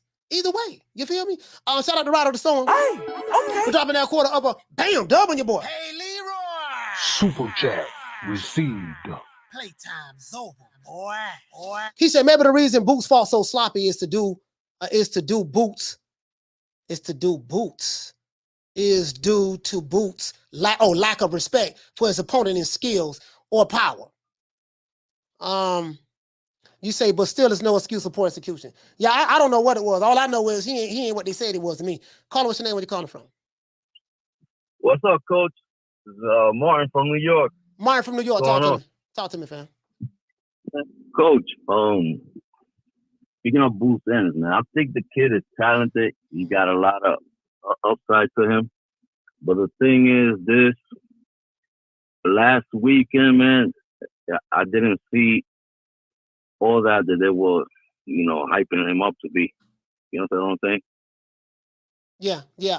And that's the thing. Again, is he a talented kid? Yes, he's a talented young kid.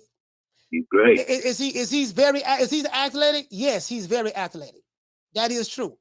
Yes, sir. But all that Roy Jones tough, and they're gonna run up on Spence and Crawford, man. If they smart, he needs like a couple of guys.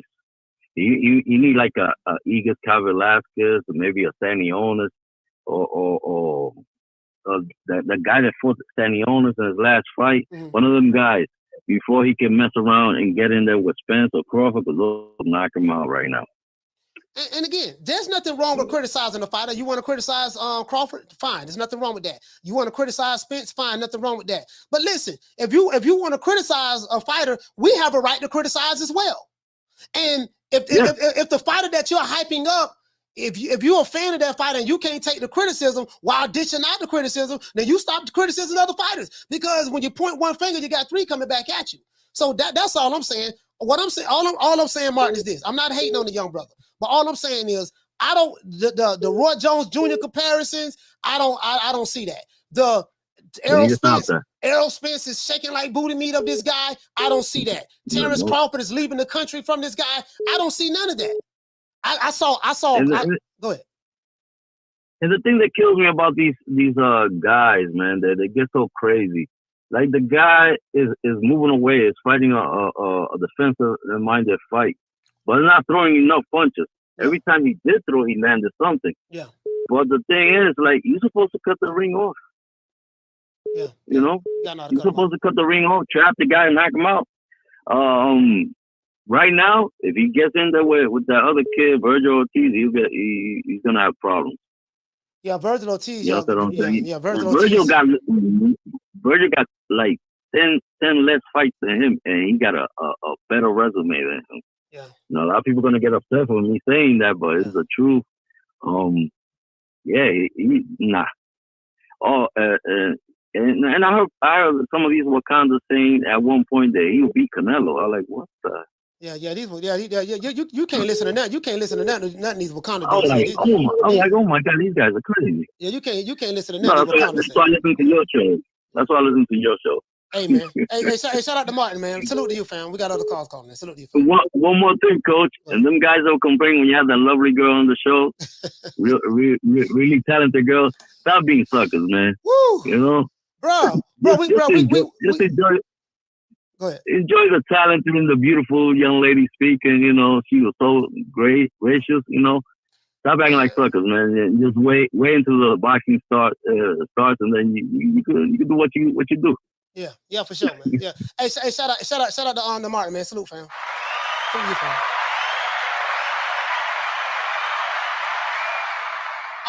Let's see. Shout out to Jose. Hey, okay. Dropping that quarter of a bam, dub on your boy. Hey, Leroy. Super chat received. Playtime's over, boy. He said, Coach, this fight remind me of Charlo versus Montiel. Won every round, but didn't look good neither. Yeah. Charlo, actually, the Charlo versus Montiel fight, Charlo did win every round, but I think the second half of the fight, Montiel came on kind of strong in the second half.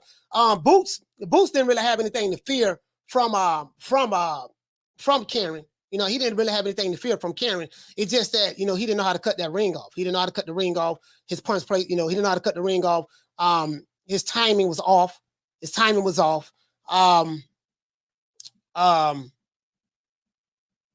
12 rounds, it seemed like he really didn't have I guess his game plan was to knock the guy out. I saw quite a few times Boots loaded up on some shots, and he threw like lead hooks and did a 360 spin. Like he went for the kill shot several times, and he couldn't land that one kill shot. So I think he just felt like, you know, the guy didn't really, who Boots was fighting really didn't have any punching power, and he just wanted to probably take his head off, but he was missing because he was telegraphing his shots. And my thing is, if you are this elite fighter that your father say you is, you shouldn't be making those types of mistakes, because those other fighters that your fans are saying that you're better than, they don't make those type of mistakes. So that's all I'm saying. All I'm saying is pump the brakes. He's a good young fighter. Pump the brakes, but the type of stuff that I've been hearing, man, nah. No, you don't make those type of mistakes when you say that he's already on that level and better than those other guys. Carlo, what's your name? Where you calling from? This DJ from San Diego. DJ from San Diego, talk to me. Okay, check it out, Coach. Appreciate you anyway, man. I be looking to you every day and shit, man. You dope as fuck. But this was the thing, right? They went in with no game plan. You know what I'm saying? They didn't have a game plan when they went in there. So he bouncing all around. Then Derrick James, him and Derrick James was talking about goddamn Crawford like a dog the day before the fight. Did you see that? No, I didn't see it. I didn't see it. Yeah, they was on the same things. You were talking about fight hype and all this and all that. It was Derrick James down there too, because he supposed to be supporting Devontae Davis and all that. They talking about he goes like a dog. The man went in there with no game plan. He in there can't fight. He can fight. He very, very good, but he, like you said, he's spinning all around. I seen that. When I seen him throw that right and spin around like that, man, you know, man, if he came back around against them good folks, man, like Crawford and Spence, bro, the folks will knock that man out, man. Yeah, for real though. Like this is again. My only thing is, my only thing is this here. It's just what you just said. When you tell me, Coach Malachi Williams and yourself, DJ from San Diego and others, that this guy is the second coming of Roy Jones Jr., that this guy will run through Crawford. When you got a father that says Crawford ain't fought nobody, my son will do A, B, C, and D, but he don't know how to cut the ring off. He's loading up on shots. His timing, he doesn't have good timing. And your excuse here, this dude ain't come to fight. He was moving around the ring. Okay, with Speedy Rashidi, the fight before that, we just saw a fight where Speedy Rashidi was moving around the ring against Roman Villa. And guess what? Speedy Rashidi might knock him out, coach. Yeah, Speedy. Man, Villa might beat Boots. Listen, Speedy Rashidi was moving around just like Karen. Guess what Romain Villa did? He was able to drop him twice in the 12th round. He was able to cut the ring off and force the fight in the second half. You trying to tell me that you couldn't cut that ring off and force the fight in the second half? And what type of instructions? Exactly. What type of instructions that you were receiving from your father, since he's supposed to be the second coming of Angelo Dundee, and your son is the second coming of Roy Jones Jr. That's what Bozy said, though. Bozy said that he go off of instinct. He's gonna watch somebody fight and then tell them what to do. Nah, bro, you got to go in with a game plan. Yeah. And then at the end of the fight, if you see the press conference at the post-fight conference, they try to make it seem like the man was running, but he don't know how to cut the ring off. Okay, well, shit, if he was running, what Rashida Ellis was doing? Exactly. Yeah. Hey, okay. How can you say Karen was running, but don't say Rashida Ellis wasn't running? What the hell Rashida Ellis was doing? Exactly. He was fighting on the back foot, moving all around the goddamn ring. Come on, man. Yeah, damn sure war, bro. Yeah, they don't keep it. He don't stand a chance. I don't see how they want to fight Spence, man. Spence gonna break him up, bro. Yeah. You know what I'm saying? I'm gonna tell Crawford fan, but they got the idea right. They got 120 days. Let's just say Spence don't take the Keith Thurman fight, and he takes the Boots fight. He gonna break him up, man. He ain't ready for that. Yeah. Hey, man. Hey, DJ, salute to you, fam. Thank you so much for calling in, brother. All right, man. Salute, my dog. I know you got to go, man. Much love, man. Keep up the good work. Hey, thanks, fam. San Diego in this house, man. Yeah. Yeah, man. My daughter lives in San Diego. Hey, shout out to Jose. Hey, okay. Dropping that quarter of a dub on your boy. Hey, Leroy. Super chat received. Playtime's over, boy. Caller, what's your name? Where you calling from? Hey, how's it going, guys? My name is Alfred, calling from the Bay Area. Alfred from the Bay. Talk to me, fam. Hey, so listen, the fight with Ennis, I was a little surprised. Exactly, you touched on these points. The lack of the ability to cut off the ring, and to be completely fair, we've got to think about this. He hasn't really had a real fight since October 2021, because he only fought 4 minutes in 2022. So the guy is basically coming off kind of a layoff here. 4 minutes is nothing.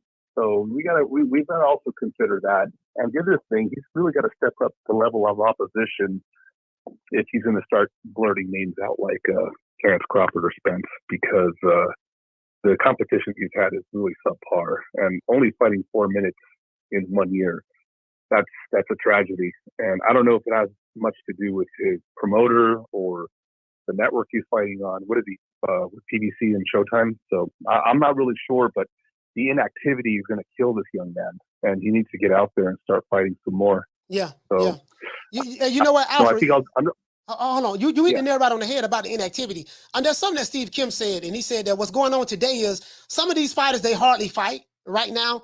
And the thing is, they overtrain, they do a whole lot of training, but the inactivity really is hurting a lot of these fighters, and it shows when they get in the ring. Because when you're hardly fighting, you can be in the gym training, staying in shape all you want.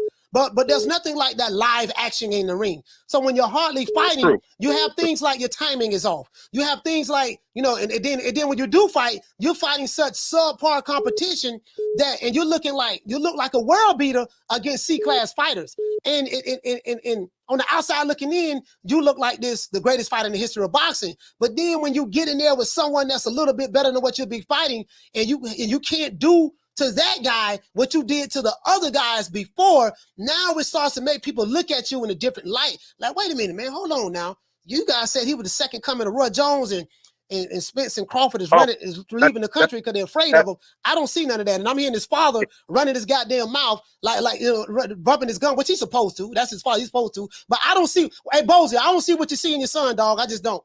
I don't care nothing about the interview. Go ahead, fam. I can't. It's hard for me to even comment on the comparison to Roy Jones Jr. I think that is a far-fetched. It's a huge stretch. I mean, we're just making things up now. I mean, it's that's a joke. But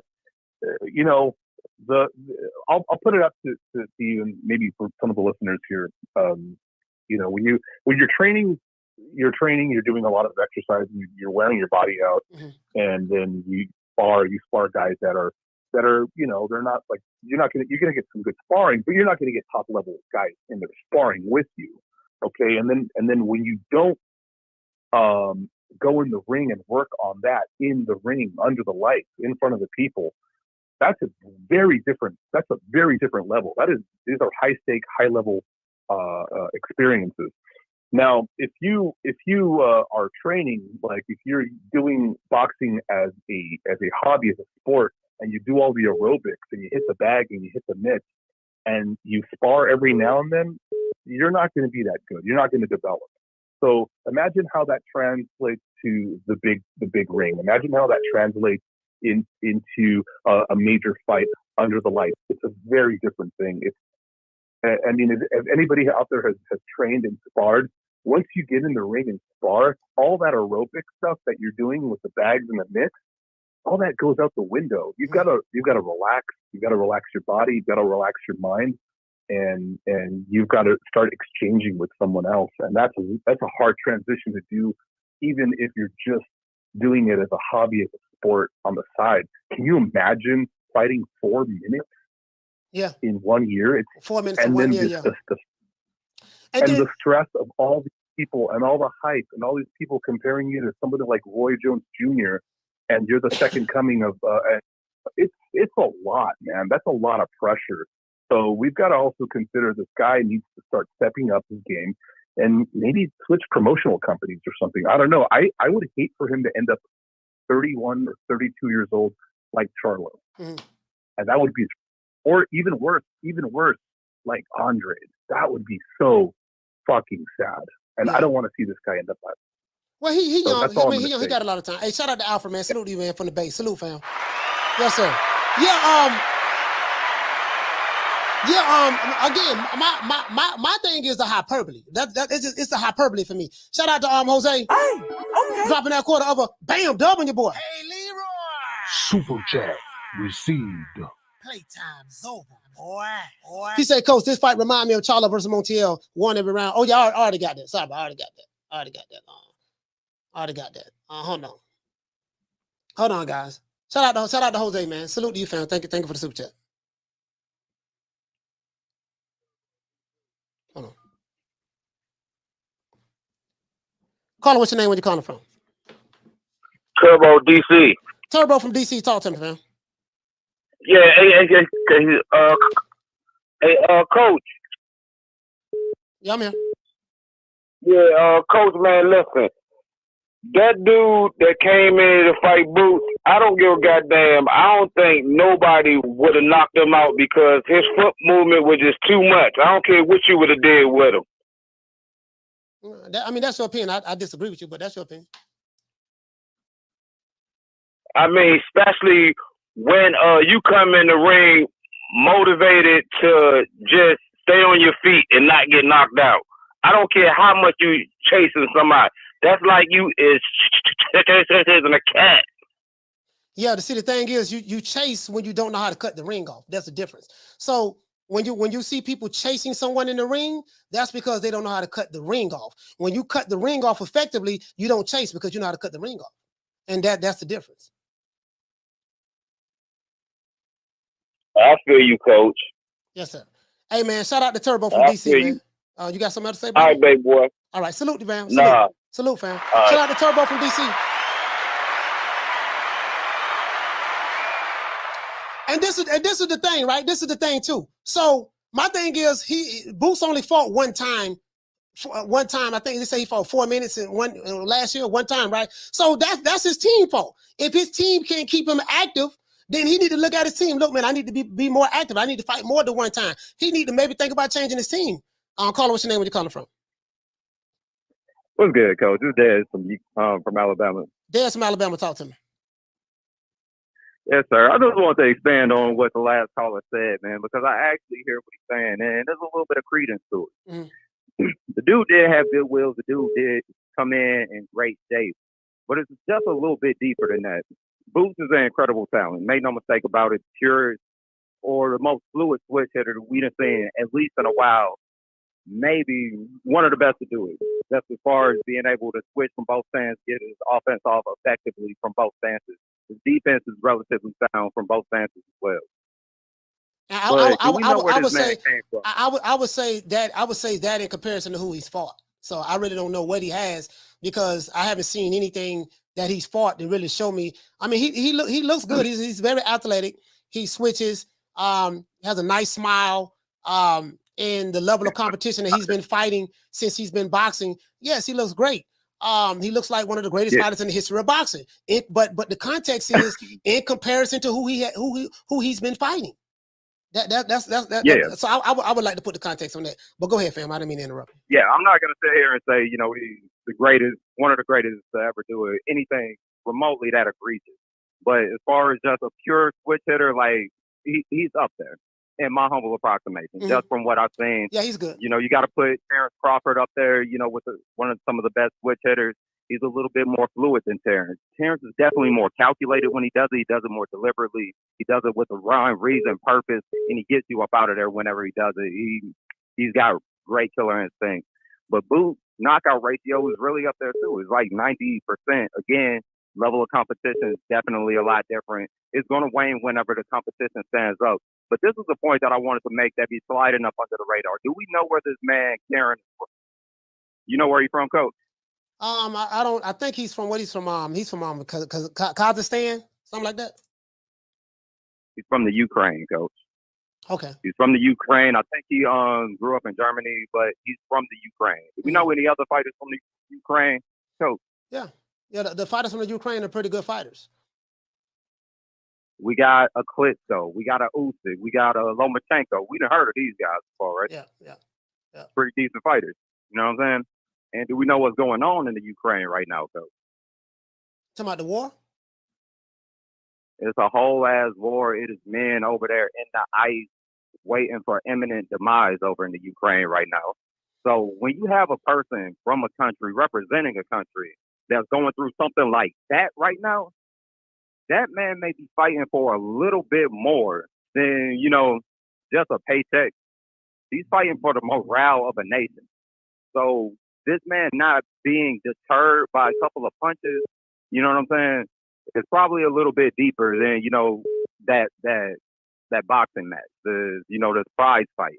He's fighting with a level of pride that, we just kind of glossing over and stuff like that. The critique is, Boots didn't do what he needed to do to get out there. And that's really pretty much the only critique. You know what I'm saying? He won every moment of every round virtually. Had a couple of bad moments, you know what I'm saying? But he dominated every round. The only real critique is he didn't knock him down or knock him out. So whenever you look at it like that, the young man Boots at 25 did what he was supposed to do. Yeah, he won. He got in there, went 12 rounds, he won dominated every moment virtually. That's true. You know what I'm saying? He won every the round. only real critique is he didn't get him up out of there. But, you know, again, he was dealing with a man that wasn't really willing to engage. And that's what the last fighter was talking about. The dude had good will, in great state, fighting with great pride from a nation that's going through it right now. And whenever you're fighting with the pride of a nation on your back, stuff like that, that'll carry you to do some things that you ordinarily may not be able to do.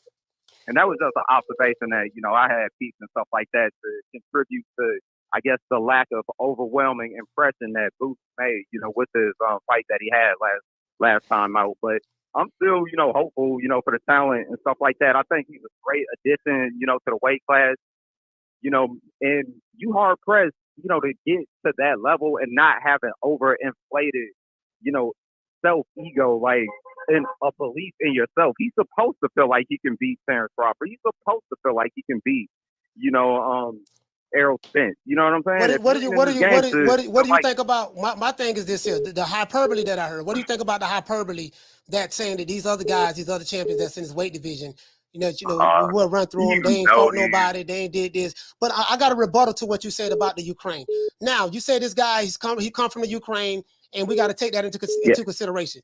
What I notice in boxing on the YTBC, when it's certain fighters, let's say if it's a Canelo Alvarez who fought someone named Karen and he didn't get him out of there, we wouldn't be, I'm not saying you, brother, but I'm saying we wouldn't be saying, well, you got to take it to consideration. You know, the guy fought in Ukraine and, you know, he had a little bit more to fight for. No, if it was a Terence Crawford, you know, they wouldn't be saying that, what you're saying. If it was maybe a Deontay Wilder or a Tyson Fury or Anthony Joshua, they don't say that. They just say, hey, this guy was a Eurobomb. You couldn't knock him out.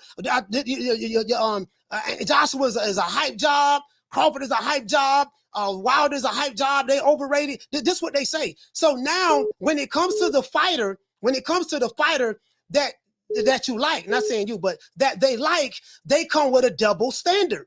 And this is what I'm looking at, the double standards. I heard that this guy was the second coming of Roy Jones Jr.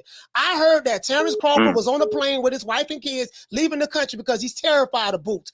I heard that Errol Spence is shaking in his boots right now on the phone with Al Heyman because the Boots is here. This is what I heard. And what I'm saying, the hyperbole did not match what I saw Saturday. That's all I'm saying. Is he a good fighter? Yes, he's a good fighter. That's all I'm saying, fam.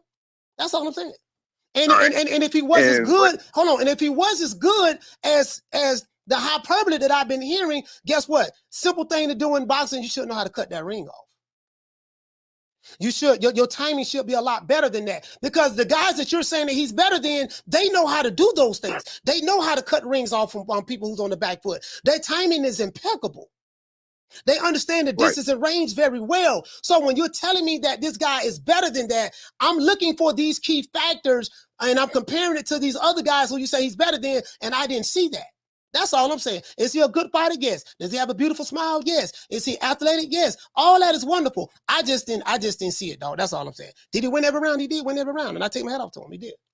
That's all I'm saying. Right. And I'm not going to sit here and say that he's better than these men that have already fought at that level and show, you know, that they can compete at that level and have success. Mm-hmm. I'm not willing to do that. You know what I'm saying? But, you know, to the point where you're saying, you know, there's a double standard and stuff like that where, you know, they're not willing to, you know, concede that, you know, a fighter fought above, you know, his normal level and made a fight, you know, less interesting or less exciting, you know, with these other fighters and stuff like that, and they hold that other fighter, you know, to the standard. That's all I've been hearing, you know, with your callers right now versus Boots. Mm-hmm. He fought a guy in which I'm saying fought above his normal level and stuff like that, and he wasn't really willing to engage, ran around a lot, stuff like that. Boots did what he could do, did what he's supposed to do, and which is dominate every round. But all I'm hearing now is Boots ain't all that. You know, he should have cut the ring off. If you all that, you would have been able to do this. You would have been able to land the shots, hurt him, knock him down, stuff like that. That's what I'm hearing from virtually. I mean, that was pretty much every call prior to me and the last caller. And then the gentleman that also had pointed out, you know, the inactivity. You know what I'm saying? And which are all contributing factors. And, you know, I'm just trying to be, you know, fair and objective and stuff like that. I don't think he's as good as, you know, Crawford and Spence at this time. He hasn't shown enough to be able to prove that. Mm-hmm. But at the exact same time, I agree with you. I agree. You know, it does go both ways. You're right. Knockout ratio. You're right. You're doing what you're supposed to do against, you know, the opposition put in front of you. And I think he did that again last night, given the opposition that was put in front of him. All right. You know what I'm saying? Well, not last night, Saturday night. Well, it was last night because it went into Sunday morning. It went into Sunday morning. You ain't lying. Well, depending on where you at. Well, We on the East Coast. We on the East Coast. I felt bad, bro. Yeah. All right. Well, I tapped out on things. There, salute, fam. Salute to you, fam. Shout out, man. Salute to you, fam. Hey, thank you for calling in. Coach. Yeah. He make a valid point. He make a valid point. What to say, Marquis? He said, let's not say Boots is or isn't the goods. He is just an unfinished product with work to do. He just need to get off the horn and just win fights the best. Yeah. I'm not, listen, I'm not saying that he's not good. He is a good fighter. What I'm saying, fam, is from what I've heard from the hyperbole, from what I heard, I didn't see that. That's all I'm saying. You know, just the hype. It was just too much hype for me. Caller, what's your name? Where you calling from? Hey, what's up, Coach? My name's Money calling from Harrisburg, PA. Money from PA. Talk to me, man. Hey, man, it's a couple things I want to say. One, I think Boots is a weight bully. You know what I'm saying? He's barely making 147. He's been a welterweight his whole career. And you don't have one top 10 fighter. You know what I'm saying? You ain't got one top 10 fighter on your resume. Mm-hmm. You got 30 fights. Nobody you fought is in the top 10. I think him and Spence got the same type of resume. If you take Sean Porter and Danny Garcia off of Spence's resume, he don't got too many top 10 fighters, and they both been welterweights their whole career. You know, Boots look real. Man, his punches was too loopy, not accuracy. And Karen was landing some good shots though. They wasn't like. And this is another thing. Everybody you fight, Boots is fighting. They don't got no knockout percentages. Their ratio for knockouts is low. Like he could have stood there and let Karen punch on him all day. He only got 11 knockouts. It wasn't like it was gonna hurt him. You know what I'm saying? And when he threw that one hook that made him do a whole 360, I was like, come on, bro. Yeah, you're not ready for these top fighters, man. And another thing I hate is to see the way that people throwing Keith Thurman in the trash can. Like, my man only got one loss. The Manny Pacquiao that he could have just really won. You can't throw, like, those three guys right there give Boots some crazy work, because I know Keith Thurman is throwing bombs. One time he's throwing bombs. Earl, he gonna stand there and slug, put his face down. Yeah. And Terence is technical. Them punches is coming straight without no loop. So, you know what I'm saying? Boots got a lot of work to do. He got to fight somebody in the top 10. Like, when you gonna fight somebody in the top 10? I think what it is it's his team. His team. And I heard the brother say that the call before say he only fought 4 minutes in one round, 4 minutes last year. So, so that tells me that's his team fault. If his team can't consistently get him fights, and that's the way his team is moving him. If this young man only had 30 fights and he hasn't fought one person in the top 10 or the top 15, then that tells me that he has a padded record, and that's the way his team is moving him. His team, what him and his father has to do. Listen, I need y'all to give us somebody in the top 10.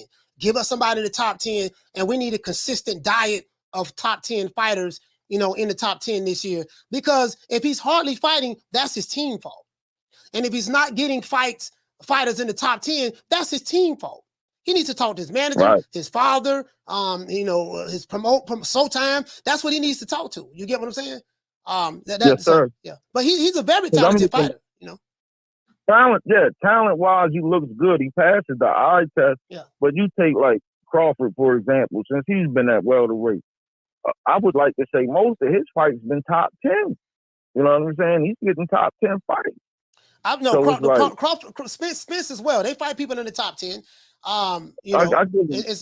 Spence does have 3 belts, so I don't want to dismiss what Spence has done. You know what I mean? No, we ain't gonna dismiss, but they made sure that all them belts was on PBC, and they stalled Crawford out and made sure that Spence got them 3 belts.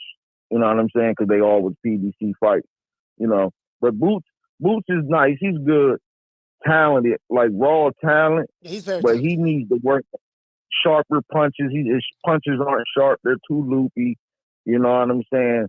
This guy was in the pocket. This guy wasn't he wasn't running. He was trying not to get hurt. You know what I'm saying? Which is what you're supposed to do. He wasn't just like bicycling, but he was throwing punches back, man. He caught Boots with some good, real good punches. Yeah. And when Terence Crawford get hit with 6 punches, like what he did with Kell Brook, everybody is taken away from his skills. Oh, he's not sharp. Blah, blah, blah. This dude was catching. He was in the box with Boots a couple times. Good, clean punches that I looked at and said, yo, if Terence or Keith hit him, not Earl, because Earl ain't got no knockouts in a minute now, but if Keith or Terence Crawford hit Boots with some of them punches Karen was landing, I don't know. That might have been a short night for the young man. Yeah. Yeah, I mean, but thanks for taking the politics. Now, yeah, the politics of boxing is the reason why a lot of fights don't happen. And I know this for a fact. There's really not too many fighters that are running from anybody. You know, whether it's Errol Spence, Crawford, Virgil Ortiz, Tank Davis, Shakur Right. Stevenson. It's the politics of boxing is the reason why we don't get a lot of the fights. Remember, the fighters don't make their own fights, and the fighters now Right. you do hear that, man. Fighters fight when you hear that, when fighters want to fight each other, fights be made. Now I heard Stephen Espinosa say that. I heard Tom Brown say that, and that's not necessarily true. Because the fact of the matter is, the people who butter your bread, the people who put the money up for the fights, and the matchmakers for the promotional companies that these fighters fight on, if they say, man, we don't like that matchup, we're going to go in a different direction, that fighter has to do what he's told. There's not too many fighters in boxing that are their own bosses. The promoter don't work for the fighters work for the promoters. And I know this for a fact because when I hear Spence say, well, I got to talk to Al, whatever Al say, that tells me that Al is in control of his career. When someone is when someone is signed the top rank and they say, well, when Crawford was signed the top rank, well, I got to talk to Bob, see can we make that happen. That means that the fighter is working for the promoter, even though the fighter is a 1099 independent contractor. But if that promoter don't make that fight, that fighter has to do whatever that promoter tells him to do. And this is what's going on in the sport of boxing, dog. And it's a bummer. And you remember that one time Terence Crawford was promoting a fight, I believe, and that when that Showtime report person was up there and Terence Crawford was like, hey, bro, tell the truth now. Yeah, that's Tom Brown. I've been asking. That's Tom Brown. Yeah, that was Tom Brown. Tom Brown said that. Yeah. Tom Brown said that, yeah, man, and Tom Brown promotes all PBC fights. He said, yeah, when the fighters want to fight each other, that's when fights get made. Tom Brown did say that. And that's a PBC guy. That's a PBC guy, Tom Brown. So yeah, he did say that. Yeah, I remember Terence Crawford called him out. He was like, nah, you know what I'm talking about. He said, repeat that again, say that again. And then he repeated it again. Yeah, I remember. I got the video. Yeah. Hey, but yes, sir. Money from Harrisburg. Thank you so much, brother. Yes, sir. Salute, fam. Yep. Yeah, it be the power brokers, man. These dudes, a lot of these fighters, man, they ain't scared of nobody, man. I don't think Errol Spence is scared of anybody. Crawford is scared of anybody. Boots is scared of anybody. Ortiz, Jaime Munguia. I don't now Jamal Charlo. I don't know, man. I don't know. Jamal, I don't know. I don't know, man. Caller, what's your name? Where you calling from? What's going on, Coach? This P Skills 113 Jersey calling in, man. Man, P Skills, talk to me, fam. What's going on? Hey, look, I want to say I agree with you, man. I agree with you on the hypergamy thing when it comes to Boots. I feel as though, he didn't perform to what he was advertised to. He showed a lot of flaws in his game. And, and it's only right that he get criticized for it. And I don't think anybody does him justice by coming up and making any kind of excuses for his performance. He was reckless. He did win every round, though. He won every round. Yeah, he won every round, but it still exposed a lot of things that he don't have, and he was advertised as being a complete fighter. Yeah, you're right. You know what I'm saying? He's advertised as having everything, having the goods, and actually people talking about him beating people like the likes of Canelo and shit like that. You know what I mean? Excuse me for cursing, but so I feel like the criticism is warranted here, and he got to take that. That's a part of the game. That's a part of of being at the top. You know, you're gonna get criticized when you don't perform as advertised. As far as Rashidi Ellis, I want to speak on that as well. That style that Rashidi Ellis fights in, you know, the slick, elusive style, the all that, right? Yeah. That style is only superior when you got Pop. If you don't got Pop to keep them Terminator fighters like River off you, yeah, you're gonna get terminated, and that's exactly what happened. But I believe that Ellis would have got the nod, or even it would have even been a draw if he was a PBC fighter. I think he signed to the wrong promoter, and they was like, "You ain't with us, dog. You just got dropped. Who cares?" You know what I mean? And actually, that is almost like a business chess move for PBC, because now you just basically you diminish his status a little bit, so you can basically pay him whatever you want for another fight. Basically, throw him in there with Boots for less than money. You know what I'm saying? Yeah. So I feel like all that was Speedy Rashidi. Yeah, Speedy Rashidi, he got clocked, and ain't no way he was at there. And I was so disgusted. And you know the sad part about it is, I was gonna bet $500 that River beat him, because I always looked at Rashidi as I said, yeah, he got the slickness, but he don't got the pop. And without that pop, if somebody cut the ring off on you and corner you, you need two things with that style. You need a chin and you need pop. Because when they do come, when the Terminators come, they gonna touch that chin. If you can't take it, man, you're done. So, you know, I agree with you. You can't let Boots off the hook. You know, you can't let him off the hook. He's up there. He's advertised as being a world beater, so he's gonna have to take the criticism. He looked terrible, and he came out there talking about he was gonna have a better performance than Tank. So he got to eat his words now, man. And he's looking bad, and he needs to get in the ring, and he needs to be working on cutting that ring off. Thanks for letting me call. Hey man, shout out to Peace Skills, man. Salute, fam. Jersey in the house, man.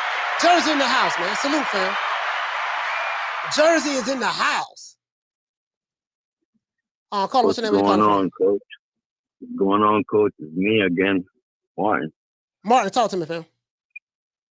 Coach, so help me understand one thing clear. So now,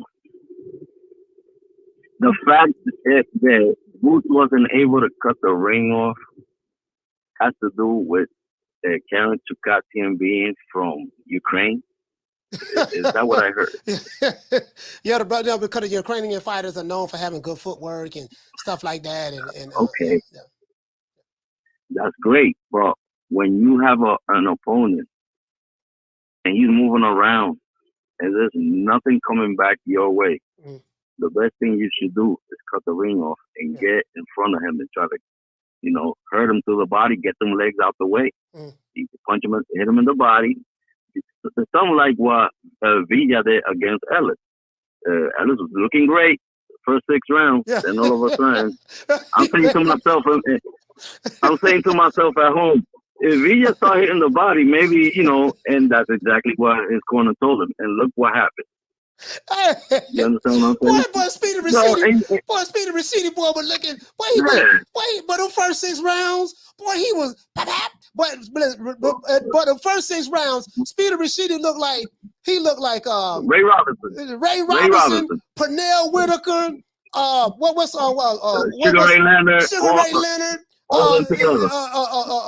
He looked like Mark Breland.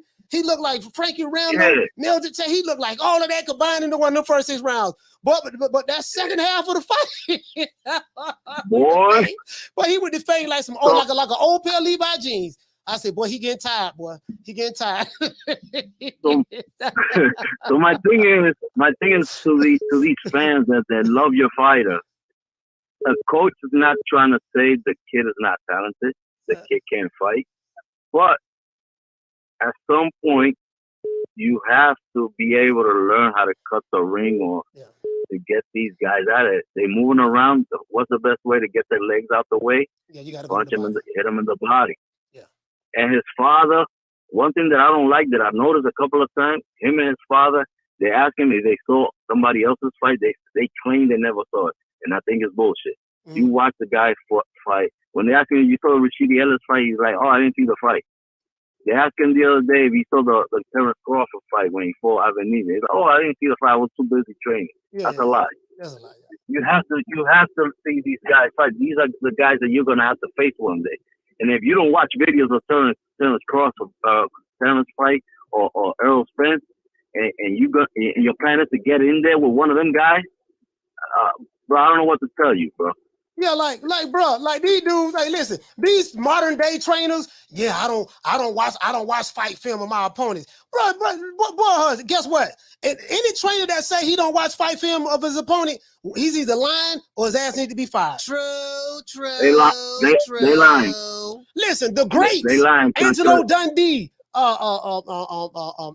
Angelo Dundee. Doggone what's my man name? Not well, I'm gonna say Teddy Atlas.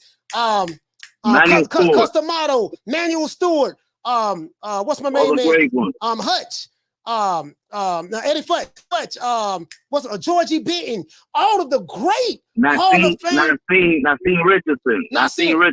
Remember him? All of the great trainers of the past watch film, but now these new booties, Derrick James, Boots, Bozy Ennis, we don't watch fight film. Hey, listen, okay, guess what? When your fighter get in there with the fighter who you claim you don't watch fight film on, and he getting the brakes beat off of him, then you gonna wonder why. Then you gonna wonder why you couldn't. Then you gonna wonder why you lost. You didn't know how to make adjustments in the fight. You was telling him the wrong instructions because you got to study your opponent in order to know what his strengths and weaknesses is. So how can you prepare, meaning make preparation for an opponent? It's like listen, for let's say I'm a trainer and I say I don't study my opponent, but yet I'm in the process of going into the ring to fight this guy. It's like me saying going to school and you're going to give me a multiple choice test. I'm gonna take a test, but I don't study before I take the test. So that means I don't study before I take the test. Preparation makes for readiness. You see what I'm saying? That means you're a genius then. Yeah. I don't need to study. I'm so good. I just walk in there and I can make adjustments on the fly. And I don't look at fight film and all that there. I'm this superstar trainer. Yeah. That's good. Yeah, you don't need to look at fight film when you fight tomato cans. The casual fan is gonna believe that crap. But guys like you and me, that come from the old school, we ain't buying that. We ain't buying it. Sorry. Try harder. Yeah. I don't buy it. That you don't watch nobody, guys that you're gonna have to face one day, maybe. Watch film. Okay. Yeah. Hey man. And go ahead. And the caller is talking about all the guys from the Ukraine. You forgot to talk all that. That sounds like a whole bunch of filibustering, explaining weird stuff. Like. The guy should have cut the ring off, man. At this point in his career, 30-0, you gotta cut somebody's moving around on you, gotta cut the ring off. Maybe you should watch film. Maybe you start watching film. Hey Martin, check this out. You know the crazy part about it? I did a poll, right? Everybody pretty much predicted that Boots was gonna knock this dude out. Everybody. I didn't find one person. That said, "Man, this dude Karen from the Ukraine. Boy, he got some hell of a footwork. Man, this fight gonna go 12 rounds." It was a couple of people in the chat that might have said it. No, you know what? No, I didn't find nobody that said it. It's after the fact, after the fight go 12 rounds. You know how much money I would have lost? Because I picked Boots to stop this dude in the third round. I said, he gonna get the dude out here in the third round. Dude named Karen. Boots ain't gonna go 12 rounds with nobody named Karen. I said he gonna get him out in the third round. Then the fourth round went down. Then the fifth round. Then the sixth round. I'm like, God damn, it went 6 rounds. Then it got to the 8th, 9th round. I'm like, God damn, boy. Then it went to the 10th round, the 11th round. I'm like, this motherfucker made it. Karen don't made it to 11 rounds. Then it went to 12 round. Listen, you didn't hurt the guy. You didn't knock him down, and you didn't stop him. Can I say something I didn't say when I first called? Go ahead. Is when I saw him, the second time I saw him throw that over right hand on that hook, and he spun around the 360. I fell asleep after that. He did that. I woke up in the main event. He did that a couple of times. He did. Yeah, he did that a couple of times. Well, I think I fell asleep like in the 8th round. Yeah. That was terrible. Yeah, he did that a couple oh my times. God. He loaded up. He threw a leaping right hook, did a 360, and he did a leaping left hook, did a 360. He was loading up on the shot. Yeah, and the reason why he was doing. Go ahead. Sorry about that. He was doing 360 wild death, like 360. You know. Hey, shout out to the Martin, man. Salute, fam. Thank you for calling, bro. Salute, fam. Yes, sir. Hey, shout out. Hey, shout out to Rahman. Hey, dropping that. Bam, dub on your boy. Hey, Leroy. So, Super chat received. For the record, I don't want nobody thinking that I'm tearing Boots down. I'm not. Rahman, what to say? You say he would. You say he would have more practice fighting going forward and cutting off the ring if he wasn't too busy beating up sparring partners. Sparring is for good work, not clout. Also, stop going for the KO in every bout. Yeah, I got you. Yeah, you know what? Yeah, I mean, listen, if your father can sit back and criticize other fighters, you got to know how to take the criticism when they come back. Caller, what's your name? Where you calling from? It's Boxing Nerd from Canada. What's your name, is fam? Oh, Boxing Nerd. I got you. Boxing Nerd. Boxing Nerd, talk to me. What's going on, Coach? So I watched the fight 3 times over the weekend. Because I bought the pay-per-view and all that stuff. Like, I watched it 2 times, and then I saw the short of you reacting to the Rashidi fight. Oh, so I had to go back and watch it again with you commentating. So I had to like line up with you commentating. When you said first round, I had to be like at the first round, so I had to like match it with where you were commentating with everything. So I watched both those fights back. The funniest. Of course, I'm begging you, do not change ever in your life. You are the funniest boxing commentator on YouTube, bro. You're amazing. But like, I watched both the fights back. I noticed Rashidi started to slow down after the 7th round. I came for Villa a couple of those late rounds. Yeah. And then the 2 knockdowns gave it a 10-7 and a 12. So it made sense with the decision. It was either going to be a draw or a decision for Villa. So it made sense. Boxing won for that. And then I'm a big fan of Boots, and I saw all the flaws and everything. I had to watch it back a couple of times just to see like where he was making mistakes and everything. So if the entire boxing community is saying, "Oh, you need to work on stuff," not everybody's going to be hating it. Everybody was really high on him. Everybody had good things to say. So if everybody's collectively saying you need to work on this stuff, it's not always going to be hate, you know. So, Yeah. No, again, I'm not. I'm not tearing them down. I'm not tearing them down. All I'm saying is, if you have a father that's criticizing fighters who have accomplished more than your son, and you're saying that your son is the second coming of Roy Jones Jr. and other welterweights in the weight division are afraid of your son, and they're running, leaving the country not to fight him. When you go to talking like that, when you criticizing other fighters, and you're starting to believe the press clippings, you're starting to believe Ellie Setback, and Ellie Setback is known for hyping up, overhyping fighters from Showtime. We'll just say that. And you're starting to believe fight hype. They call fight hype for a reason.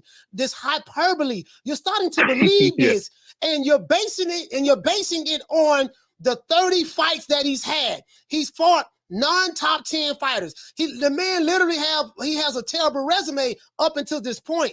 So you're telling me that this guy is the greatest thing since sliced bread based on the competition he's fought, and based on his ability to be able to switch hit and his athleticism. And I'm like, okay, well, you can't say he's better than all those other guys. So my thing is, when you have a father and a fighter that's saying all of this to the media who's hyping them up, guess what? Now, if you can criticize, now you can be criticized as well. If you dish it, you have to know how to take it. That's all I'm saying. So it is what it is. He's a good fighter. He's a good prospect. Boots is a good prospect. He has a good little ways to go. He has to work on cutting the ring off. He has to work on not loading up on shots. He has to work on gauging the distance and range. He has to work on his timing as well. He's going to have to work on how to fight and break down fighters who use a lot of lateral movement. You know what I mean? So that's what he's going to have to work on. And his father is going to have to watch fight film. Study your opponent before you get in the ring with him. I'm glad it happened at this stage of his career, not at the biggest stage, because Crawford and Spence would have like sent him back like maybe 5 years or so, or like really bad hurt him because he's young, you know. So they could have ruined his career, you know. But like good thing it happened now rather than later on, where he would have. Listen. It could have been derailed. I'm gonna tell you another fighter before I let you go, Boston. I'm gonna tell you another fighter. I remember a young, I think it was what's the brother's name? Vargas, Jesse Vargas. I remember a young Jesse Vargas, right? They was hyping him up. This back in the day, they was hyping him up. You know, Jesse Vargas, he's the next such and such. And they threw him in there. I think he went in there with Vargas went in there with Trinidad. He went in there with Trinidad. I think he fought Trinidad. I think he fought Oscar De La Hoya. They threw him in there, bro. And he got his behind tore up. And Vargas was a good fighter. But Vargas was a good fighter, but they hyped him up so much, right? And he was supposed to have been the second coming of Jesus Christ. And when he got in the ring with Trinidad, and I think he got in the ring with Oscar De La Hoya. No, that was that Jesse Vargas or Fernando? Oh, that was Fernando Vargas. My bad, Fernando Vargas. Sorry about that. Fernando Vargas, guys. My bad. Fernando Vargas. When he fought those top guys, man, they were beating the brakes off that dude, man. They were beating the brakes off of him. And it's like, I don't, you know. So my thing is, he's gonna have to got some things that he can need to work on. Sorry about that, guy. That was Fernando Vargas, not Jesse Vargas. Anything else you want to say? Yeah, no worries. Yeah, that's all good, man. Enjoy your show. Always try to tune in every day. Yeah. But, keep doing what you're doing. You'll always commentate the way you commentate it. Always a good laugh on it when you do it, man. Hey, salute, fam. Salute. Yes, sir. Salute. Yeah. That's all I'm saying. That's all I'm saying. That's all I'm saying. That's all I'm saying, fam. Yeah, he's a good prospect, and now he's a title contender. So, you know, I'm not saying he doesn't deserve a shot at the title. He does deserve a shot at the title, but you have a team. We do know that in boxing, politics plays a big part in it. So, you know, it is what it is, man. Maybe he needs some things, get with his team. Boots wants to become more active. Now, as it relates to Speedy Rashidi, man, Speedy Rashidi, man, Lord have mercy, man. Listen, but dog, Speedy Rashidi, man. I saw Speedy Rashidi. I saw Speedy Rashidi. Marquis, what did he say? Who would you pick Boots up against next? Okay, let's look at it. I saw Speedy Rashidi, man. Anybody in the top 10? Give Boots a top 10 fighter. Give him a top 10 fighter. Let's look and see who in the top 10. Put him in there with the top 10 fighter. Hold on, guys. Call him. What's your name? Where you calling from? What's up, Coach? It's the inevitable. D-Block, D-Cam, E-City, Eville, Baltimore. I don't know what to say, man. D-Block, what's going on, man?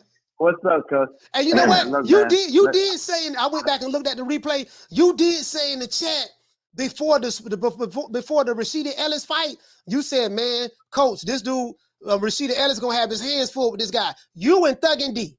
Thug and D said the same thing. You said, look, man, you said you called the shot. I'm like, nah, Speedy going. Like I told you. Speedy Rashidi, I got caught up in his name. I got caught up in the name because he got a really good name, Speedy Rashidi. I said, oh, Speedy Rashidi, man, Speedy gonna put them paws on, buddy. He gonna be too fast. Man, shit. Roman Villa was like, man, stay still. I'm gonna catch him. He was on his, but hey, he was stalking him the whole night, boy.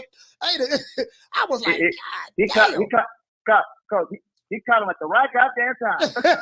he came at the right goddamn time, boy. Boy, shit. Hey, I would tell Speedy, I say, run. I'm trying to tell him to run. He hit me. Listen, bro. I saw that, yeah. I told my brother in the back was saying the same thing. He was like, run, run. All right, that's my bad. But yeah, look, you could see it, Coach, from the beginning of the round. You could see that something was wrong with him, man. It could have been the layoffs. It could have been, the transition to working with PBC where he didn't know where his money was going to come from. I'm just being real with it. He probably didn't get his paycheck yet. To the point where he looked too tight. He looked too tight. You remember when Sugar Shane Mosley fought Floyd Mayweather? I know it's a totally different fight. But the Sean Richardson told Sugar Shane, calm down. You're too tight. You're too tense. You need to relax and just relax and be yourself. You don't have to be so much. And that's the same kind of thing I saw. And I kept on telling my brother, man, it's too much energy. He's throwing too many jabs too quick. Like he doesn't look fluid in there. You know, where the other guy, you could see already by the 6th round, and he was beating him to the body. And I said, keep on hitting him. Keep on him because he's going to slow the hell down. And because he had nothing else to give him. You know, he didn't give you that good old uppercut or lateral movement. You know, all he was giving him was a good jab, good 1-2, you know, maybe a good left once in a while. But I told my brother this. This reminded me, and this is so crazy, it just reminded me, Coach, that this looked like Chavez, even though Chavez landed more punches, against Taylor. You remember that fight? Yeah, Taylor, yeah. Yeah, I remember that, yeah. He got him right Stop, at the... stop. He It was like 5 seconds left in the 12, like 5 seconds left. And we were jumping up and down, Coach. I said, God, and everybody was drunk. You know, everybody's having fun. I got a story. But I got a story on that. The great Tommy Brooks. Tommy Brooks was training Mildred Taylor. I interviewed Tommy Brooks. I said, Tommy, man, when Mildred Taylor fought Julio Cesar Chavez, I say, man, why did you guys have him go after Chavez in the 12th round? Why you didn't have him just get on the back foot and dance around the ring and get away from him? He said, man, we don't train like that. We train Mildred Taylor to go out there and fight the 12th round because you don't know what the judges are going to say, right? And I was like, man, that's what I interviewed him. I interviewed him on this show. That's what he said. And you know, Tommy Brooks is a legendary trainer. And I was like, you know, he trained Pernell Whitaker. You know, he trained some of the best. Mike Tyson. He trained some of the best, right? And I'm Philadelphia, right, Coach? They're from Philadelphia. Yeah. And I was like, man, you know, and that's what he tried to do. But Chavez was a master at cutting the ring off. Julio Cesar, listen, I hated Chavez. I was a Chavez hater. But you know why I hated him? Because he was so damn good. You don't hate the scrub fighters. I hated him because I didn't like the Pernell Whitaker outcome. You know what I mean? Even though Chavez had nothing to do with that, I didn't take into consideration that Chavez was a Don King fighter. You know what I mean? I didn't take that into consideration. I'm mad at Chavez. I'm mad at the wrong person. But I love him now. But I say all that to say this: Chavez was excellent at cutting that ring off, and he was a hell of a body puncher. And bruh, Lord have mercy. But go ahead. I'm gonna let you wrap it up. Yeah. I'm gonna wrap it up. I'm sorry. The main reason why I called was because, you know, for me, at the end of the day, Hector did good in that fight, and I just started thinking about Shakur and Haney, how they could, you know, just capitalize on the things that Hector couldn't do. You know, he's coming up from 130, so I could really see now. My eyes are wide open now. So I could see Shakur Stevenson and Devin Haney really beating him or just doing what they have to do. Because when you look at Floyd Mayweather's career, they have a similar style to a certain way, degree. They don't have that much pop. Who you see Shakur and Devin Haney beating him? I'm saying, like, even though Shakur is I think he's a southpaw, right, Coach? Yeah. Shakur is southpaw. And Devin Haney, he's been trained by Floyd, by his daddy and by him. I still think that they have some kind of, you know, when you look at Floyd and you say, how did he beat all these guys that have power? Because he knew how to use his skill. He knew how to move around the ring. He knew how to just stop him to a certain point. No, he stopped Canelo, even though Canelo was green, in my opinion. But you know what I mean? And one more thing after that. Just one more. That was the whole reason I called, Coach. And I'm sorry, man. I know I'm taking up everybody's time. But I hated it when Gervonta Tank Davis called Haney an email champ again. And let me tell you something. Did you know, because he said that they just gave him the belt, but did you know in 1970, I think it was in 1976 or 78, they gave the title without fighting for the title. It was Spinks. They gave him the title, right? It was Spinks or Ken Norton, one of those guys. I'm sorry, Coach. I really listened to this. No, it wasn't Spinks. Like probably 4 nights ago. It wasn't. No, it was. Would you say 19 what? Sorry, it was Ken Norton. I think it was Ken Norton in 1976 or 1978. And then in 1992, they gave Lennox Lewis the title without fighting for it because Riddick Bowe did not want to fight. And I'm going to tell you this, to all the Tank Davis people out there, if Tank Davis don't fight Haney, Tank Davis will become the Riddick Bowe of this century. D-Block, D-Town, D-City, D-Ville, Baltimore. He's the man. Shout out to D-Block.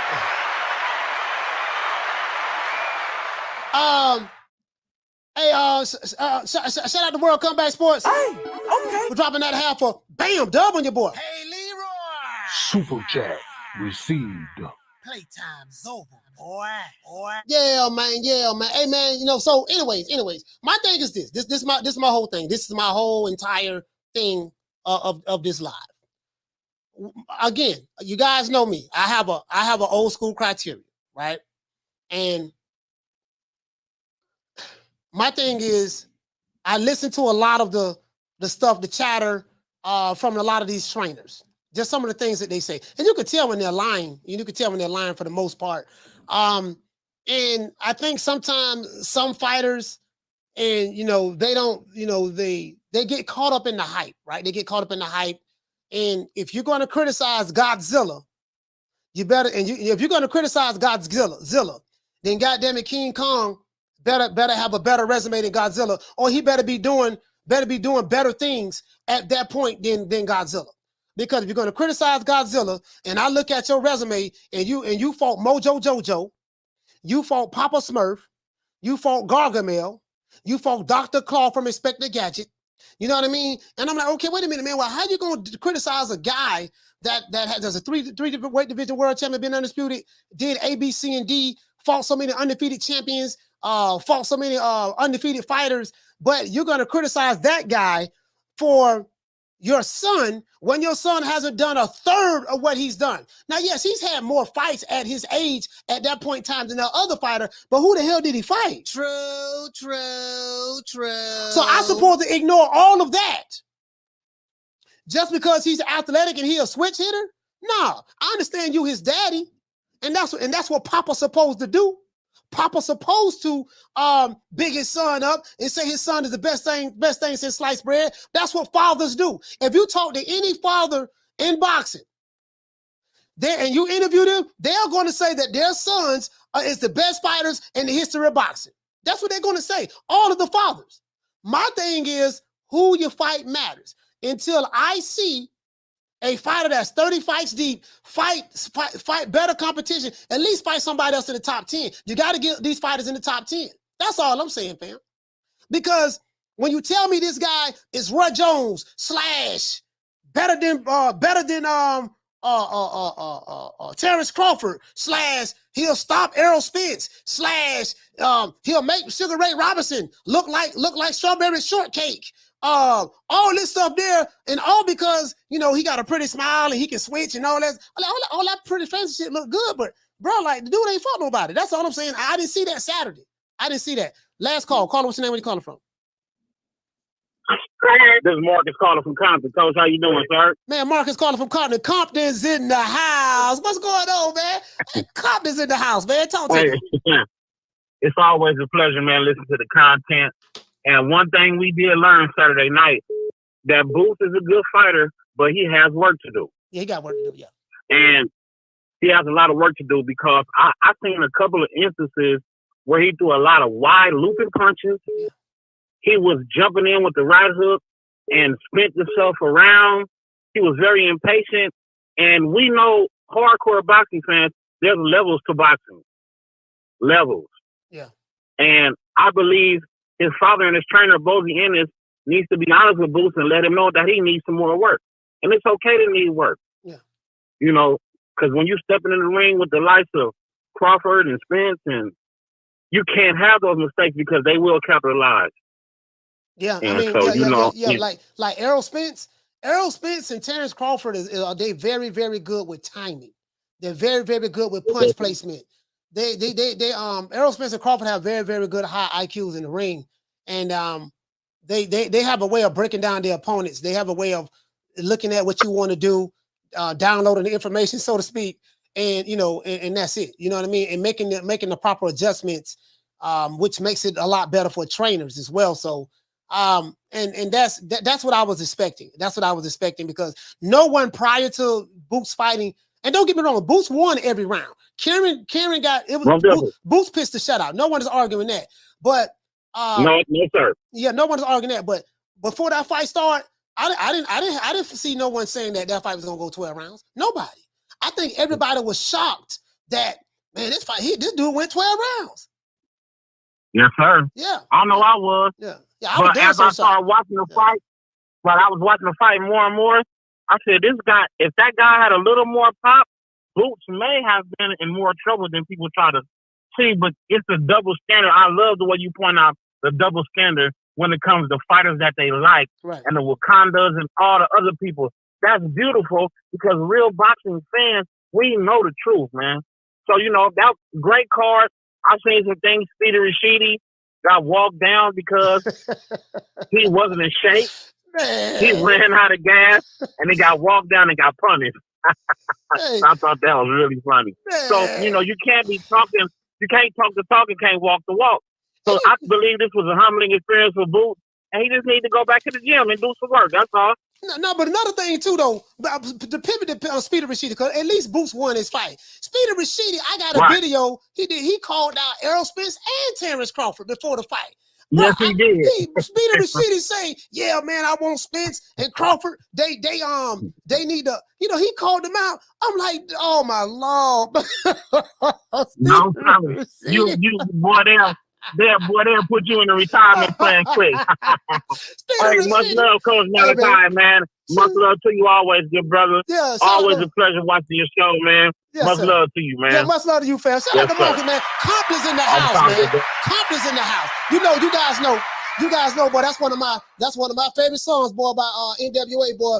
Compton's in the house. Yes, sir. To the people over here, to the people over there, to the people from everywhere watching this show, paying top dollar because they know when we on the stage, we in the MNF and rage. Yo, Dre, what up? Why don't you get the 12 gauge? Yeah. Compton's in the house, boy, and show them how easy does it. So if your punks want to make something of it, step up, run up, get up. What's up, sucker? Bo, what's up, man? Talk to me. Hey, what's going on, Coach? What it do, man? Chilling, man. Yo, so listen, man. I know before the fight, Boots was like, "Hey, don't go anywhere. Don't run to the bathroom. Don't go get your popcorn. It's gonna be over before you know it." Yeah, that's what he said. And I'm gonna tell you, he did say that. He did say that. Now, the one thing I managed to do, not only did I manage to get my popcorn, not only did I manage to finish my popcorn, I had enough time to go grab another bag of popcorn because this joint, I was sitting up here watching and I'm like, what is Bruce doing? My man was missing. Like, you ever, like, I'm quite sure you played Mike Tyson Punch Out, right? Yeah, and you see how them dudes getting it? Yeah. That was this dude. Damn, I forgot his name, man. He used to throw this spinning hook, this 360 hook. Like I forgot his name, man. He'll throw that motherfucker and spin all the way around. If he hit you with it, boy, Lord have mercy. But yeah, I think it was Macho Man that was doing that, right? I don't know the name of the Macho Man or yeah. So that's what Boots was doing. He was throwing haymakers and missing. Yeah. I mean, dude was like styling on him. You know what I'm saying? I think if that dude would have sat on his punches when he was hitting Boots, he probably would have hurt Boots with some stuff. But for these guys, these new guys talking about, I don't watch tape. I don't need to watch tape to study my opponent. And then this father talking about, I just tell Boots to go out there and hurt the guy in the first round, and then we adjust from there. They need to go back and seriously watch some tape. Because my man be starting off too fast, and he was looking stupid out there, man. I mean, I understand people overhype Boots and stuff and everything, but this man is it's crazy, man. He ain't look good that night. Yeah, he had an awful night. That's what I'm gonna say. What do you think? What do you think about Speedy Rashidi, man? I would put him for Speedy Rashidi, man. And man, what you think about Speedy Rashidi performance, man? Like. Man, the man ran out of gas. I mean, the dude Vila, you know what I'm saying? Once he started establishing his jab, he threw Rashidi off rhythm, whereas though he started going to Rashidi. He knew how to cut the ring off, and that's something Jaron should have studied right there. He was like, damn, that's how you get to a fast guy. Look at Vila, what Vila did. Because once Vila start establishing his own jab and setting his punches up off his own jab, Rashidi couldn't go anywhere. Rashidi was getting tagged up, you know what I'm saying, later on the round. So when he got dropped, it was like, who done it? You know what I'm saying? Man. So boy, I was like, damn, boy, I was like, run. I needed Rashidi. If listen, man, he ran out of gas. Boy, he was fighting on the back foot, boy. But the championship rounds, I'm gonna be honest with you, bro. Like, if they would have had I thought he was going because you know in the second knockdown, it looked like he went through the ropes a little bit. I thought he was gonna knock him out the ring. I said, damn, he finna knock him out the ring. I was like, man, Rashidi was there. He just faded, dog. That second half of the fight, he faded like an old pair of Levi jeans. I said, boy, he don't got tired, boy.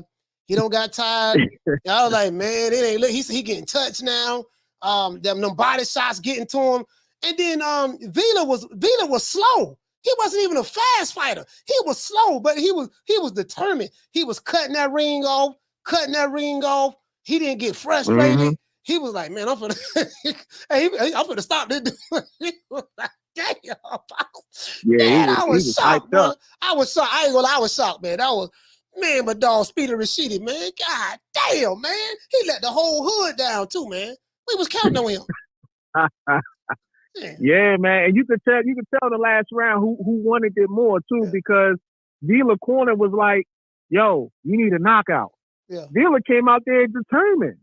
He was like, well, shoot, I dropped him once. Let me go ahead and go after him again. Yeah. And Rashidi, he kept doing the same. He kept running to the rope. I'm like, dude, why don't you just stay off the ropes? Because every time he got on the ropes, that's when Vila caught him. Yeah, that's when he caught him. Yeah, that's when he caught him. And that's the problem with Rashidi, man. He need to work on that stamina a little bit more. You know, fill up the gas tank a little bit, I guess. Yeah, man. Hey, Bo, thank you for calling, fam. Thanks, salute, fam. Shout out to Bo. Hey, I appreciate it, Coach. Yes, sir. Salute, fam. Yeah, man. God damn, man. Shit. Hey, Marquis, what to say, fam? He say Speedy stay on the ropes too much. Hey, you know what though? Hey, Marquis, check this out. The reason why Speedy went to the ropes because he got tired of moving. See, he went to the ropes, fam, because he got tired of moving. Because remember, if you look at the first, now some people say it was a robbery. Some people say it was a robbery, right? Some people felt that Speedy won every round.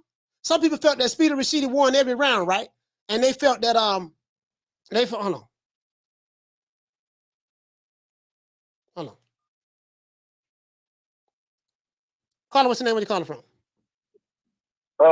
It's Donald from Florida. Donald, what'd you say? Donald from Florida?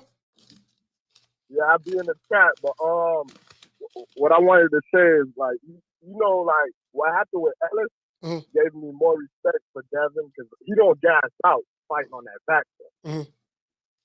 Like that shit was crazy, and I was rooting for Ellis. Then I started rooting for the Chico. Chico dropped his hands, started cutting off the ring. I'm like, oh, this gonna be bad. Oh man, I was the man. Hey, I'm in, we did the fight party, right? Hey, check this out. I'm yelling. I'm like, run, Speedy, run! Get out the ropes. Yeah, I was watching. Get out the ropes. And I was like, man, I'm pulling for him too, man. I was like, oh man, so he don't let the whole hood down, man. God damn, man, we got to regroup. We got to regroup. We got to regroup, man. God damn, Speedy. Hey, you know what? I want to see Speedy run it back. He got to run it back with him, though. He can't go out like that. For real. He got to run it back with him. You know what's crazy about Rashidi, though? Like, you know, he made a lot of enemies. Like, he beat Alexa Rocha. Yeah. Like, if you watch that fight, yeah, he did. The commentators was like in a mood, like you could tell, like, oh, this is not supposed to go down. Like, he outboxed him. Like, made him look bad, but like, he's gonna bounce back. Like, yeah, he gonna bounce back. Man. But like, I want to give these Wakandans bad real quick. Boots beat his Russian. Yeah, he did. Yeah, he beat it. Boots beat him for 12 rounds. Beat him for 12 rounds. Yeah. Yeah, I know. Boots beat him, but like Bud knocked out his Russian. Like, they don't like that. They don't like that. I'm just saying it's more so his father and then fight hype and Ellie setback. Yeah. And they've been putting this media this media campaign out there, this propaganda out there, and I get it. I understand because I'm in media now. I get it, but I just don't. Hey, but what? Go ahead. Hold up, Coach. Like as fans and media, we always like put that pressure on somebody. Then when they go the distance, or it's not how like we picture it. Oh, he's a high job, or he's a bum. Like I don't like that either. Like even I don't like that either. Like, you're right. I don't like that either. what it's called again? Like, remember Montana Love fought the Sparks guy? I knew Sparks was gonna beat him. Sparks before that had just fought Tim Zeus. He was way too big for him. Like, it's just people overlook it because it's what's in the media. Oh, Montana Love being promoted. Like, it happens a lot. Like, I've been knew about Killer Cambosis. Like, I knew Theo was talking too crazy at that press conference. Cambosis was like, "Oh, you fired your other trainers." Like, I knew this fight was gonna go left. Like, it's just sometimes we get caught up in who getting promoted and we overlook who actually hungry and like grinding. Like, yeah, man, yeah, for sure. Hey, man, salute, fam. We're trying to wrap the show up, man. Hey, thank you for calling in, brother. Salute.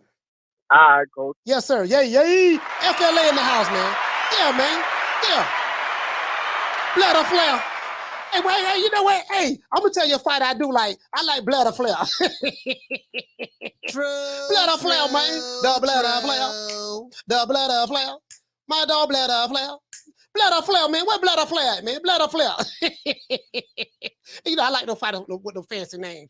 You know, Speedy Rashidi, Blood or Flair. I like them. I like the fighters with the flashy names. You know, that's why I had to say Rollo Romero. I call him Big Rolo. I didn't like George Cambosos. I called him Killer Cam. You know what I mean? So I called George Cambosos Killer Cam.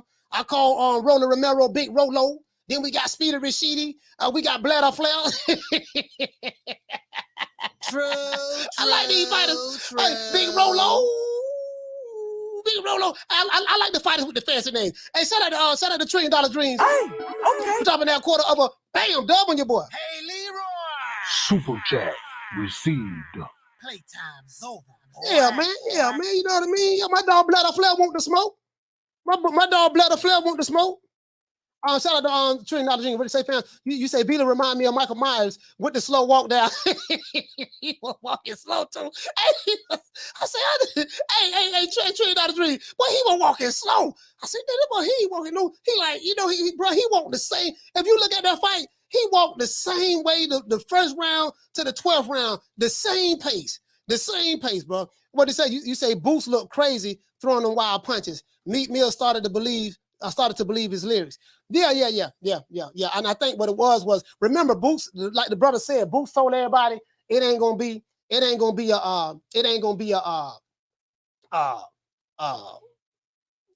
a long night, this and that, yada yada yada yada. And so he did say that, and then I think he was surprised. And again, people talking about something. The guy was running. Again, you told me that this guy he won every round. He was the second coming of Roy Jones Jr.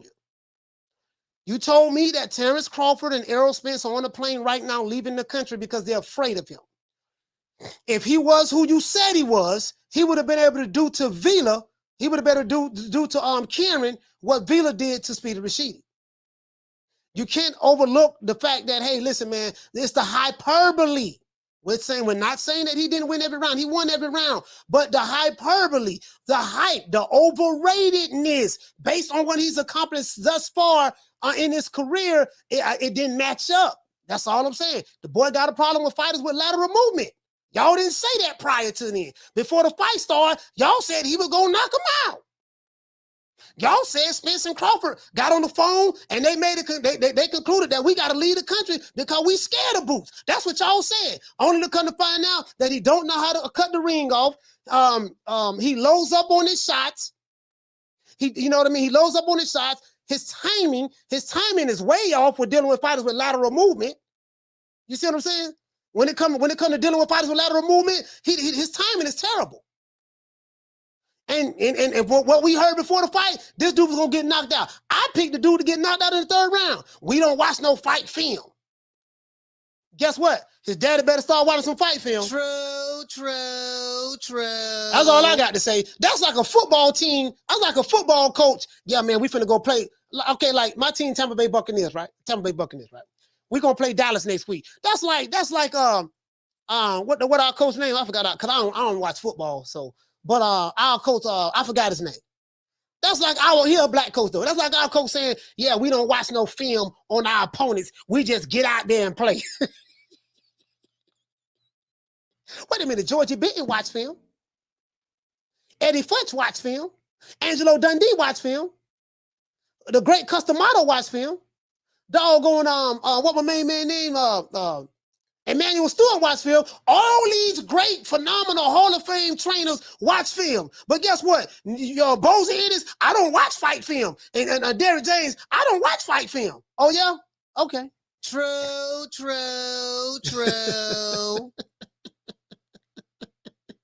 That's why you didn't make no adjustments, because you didn't watch fight film. You got to know how to make adjustments. The great fighters know how to make adjustments. That's all I'm saying. Hey, Marquis, you asked me, did I watch that interview? No, I didn't see it, fam. I didn't see it. That's all I'm saying, fam. $1 trillion dream, salute you, fam. Let's give everybody a round of applause.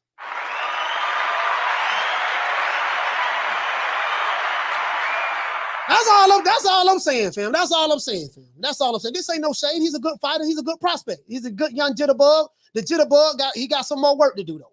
He's not what his pappy say he is. His pappy said that the welterweight division shook. Ellie Setback said the welterweight division shook. Fight Hype said the welterweight division shook. That's what they told me.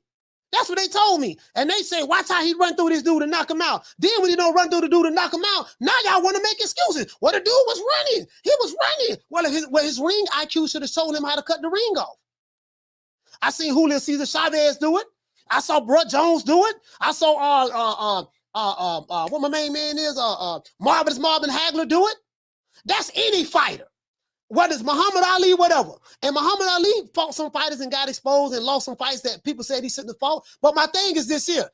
It's not about being exposed. It's about, listen, when you tell me that this young jitterbug is greater than the greats and greater than the great fighters that's fighting in his weight division today, and yeah, he won every round, but when he don't do what you guys said he was going to do, hell, he didn't even do what he said he was going to do prior to the fight. Now I'm holding him accountable for his own words. Now it's like y'all want to, you want to change it. That's all I'm saying. I'm not taking anything away from Boots Ennis. He's a great fighter, fam. I like him a lot. He's one of my favorite young fighters.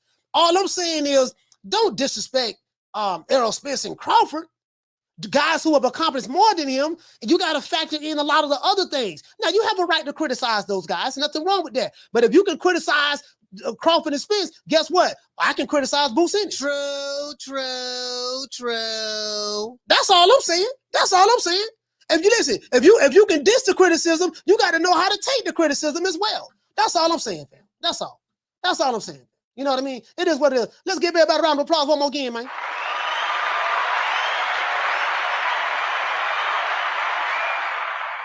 So I like to say to all the jitterbugs out there, my dog Speedy Rashidi, we gonna run it back. I had a meeting with the hood. You let the whole hood down now, Speedy Rashidi. At least Boots won. Boots won he won all 12 rounds. But Speedy Rashidi, my dog, the hood wanted to kick you out, but don't worry about it. I got a meeting with the hood later on tonight. I'm gonna convince them to let you come back. What we gonna do? We gonna run it back. I'm gonna talk to the hood. We gonna run it back. We gonna make sure you get some get back, baby boy. You ran out of gas. You were doing just a little bit too much running, and you got to know how to sit down on them punches in the pocket and learn how to roll with the shots.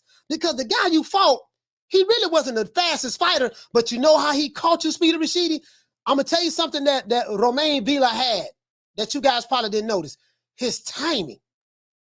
He was able to catch Speedy Rashidi by cutting the ring off, but he caught him with a left hook that hurt Speedy Rashidi. The left hook hurt him in the 11th round, and then in the 12th round, he hurt him again and dropped him, and then he dropped him again. His timing, he timed those shots perfectly. Timing beats speed 7 days a week and twice on Sunday. True. Timing beats speed 7 days a week and twice on Sundays. And let's give our beautiful sister, Ebony Bridges, a round of applause, man. Ebony Bridges, not Ebony Bridges, I'm talking about the fighter. Ebonie Taylor, she was here today, man. I want to thank you so much, sister, for coming on the show. I'm very, very much appreciated. For the guys who are complaining that we had a beautiful tenderoni on the show, that's an R&B singer. Shame on you. Shame. We got the most beautiful tenderoni that we ever had on the show, and I seen a couple of dudes in the chat complaining. Like, bro, who complain by seeing beautiful women on the platform? Like, come on, man.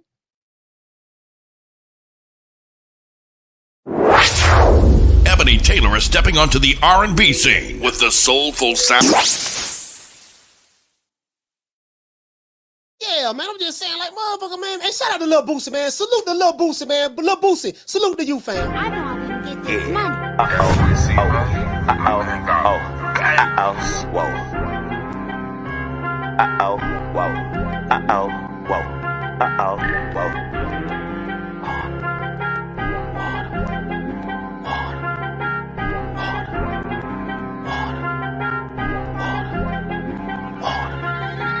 Talking water, water, water, water, water, water. My bracelet cost about 40 and my necklace cost a quarter. Talking water, water, water, water, water, water. I go stupid like on Boosie. All this jury got me foolish. All this water, water, water, water, water, water. All of these diamonds, they bright, so you gon' see me at night. All of this water, water, water, water, water, water. Now I be drip, drop, drip, drop. Water, water, water, water, water, water. When your daughter see this water, she gon' let Boosie record. Them little niggas in the A, they making deals off the wall. All these Tenderoni haters, let me tell you something. Hey, you know what? This is another commandment we gonna have too. If you hate on the Tenderoni, that's an automatic block. True. Hey, anybody hate no Tenderoni? Listen, if you hate on the Tenderoni, that's an automatic block. You should be ashamed of yourself. Who hate on the Tenderoni? Who hate on Tenderonis, man? Man, we don't, listen, I don't want no Tenderoni haters over here. If you hating on the Tenderoni, you don't deserve to even come to this channel, man. Well, you know, I guess I gotta be like everybody else and sing Al Heyman. I can quit my job now, baby. 6 figures, baby. You feel me? I'm about to But a name. Do you have a name? Oh, nah, I ain't got no name, you know. Name them names, man. They know who they is. Name them names, please. The names need to be named. They know who they is. The Mexican monster. Yeah, man, hating on the doggone Tenderoni. Hey, look here, man. Shout out to Tank Davis. You did a good job. You won. You know, you did what everybody expected you to do. Shout out to Boots Ennis. You did a good job. Got some things you need to work on. Shout out to Romaine Villa, Speedy Rashidi, Lamont Peterson, man. Please hang it up. Lamont, we don't want to see you fight no more, man. You got knocked out in your last fight. You lost to a guy that was 16-16. Much love to Lamont Peterson, man, but I don't want to see the brother fight no more, man. And Anthony Peterson, man, I hope you get your situation worked out the way you can get another fight. I don't know, fam. But other than that, man, it is what it is, man. And shout out to my dog Booger Ray, man. The fight wasn't the same because my dog Booger Ray wasn't. Sunshine when Tank's gone. I'll smack the shit out of him in front of everybody. Only dark times for you. I mean, just throw Haney's name in the hat. There is no fucking hat. Ain't no sunshine when Tank's gone. I don't play them type of games. Leonard L.B. Why you always talking about me? Did you fucking learn your lesson from that? With AJ? Ain't no sunshine when Tank's gone. I'll knock that motherfucking hole out. Period. Only dark times for you. There ain't no hats to throw nothing in here. We're running a fucking business. Ain't no sunshine when Tank's gone. You fucking idiot. Leonard L.B. Why you always talking about?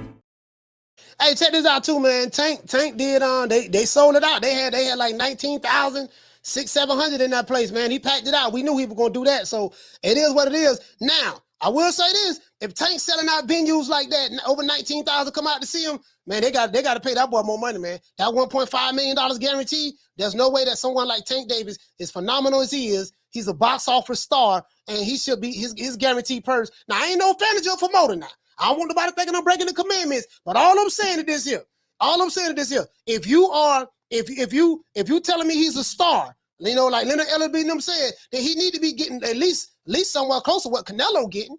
At least some, well, you know, ain't nobody gonna get Canelo Anthony Joshua. But you get what I'm saying though. He at least supposed to be getting $7, $8, $9 million on guarantee. A guarantee purse of that. Not no guarantee of 1.5. I've never seen a cash cow get a guarantee of 1.5. So I'm telling you, look, man, go back and told the Al, hey man, look here, man. When I was with Floyd, I was getting 1.5 guarantee. Now I don't cut Floyd out and I'm still getting 1.5 guarantee. Something ain't right about that. That's all I'm saying, fam. Shout out, man, to my dog Jamal. We the Charlo twins. We known for calling everybody out. Please call these people out. Listen, the whole world's looking at you. Call these people out. What's up? It's the Jamal the Hitman Charlo. Let's get it. Who won it?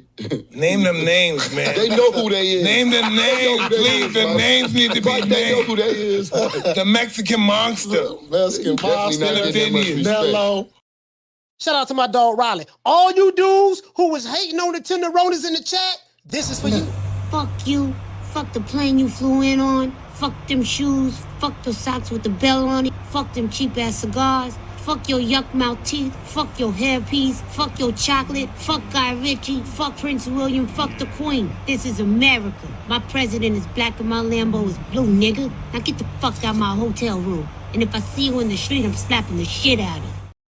Yeah, man, we see you in the street, boy. We putting a smack down on you, boy. You hating on them Tenderonis, boy. It is what it is. Once again, this song is about Coach Malachi Williams signing out. True Media Today, USA Boxing. Well, boxing really matters. It is what it is, man. I'm gonna see you guys tomorrow, 3 o'clock Eastern Standard Time. You know my motto. Don't meet me there, beat me there.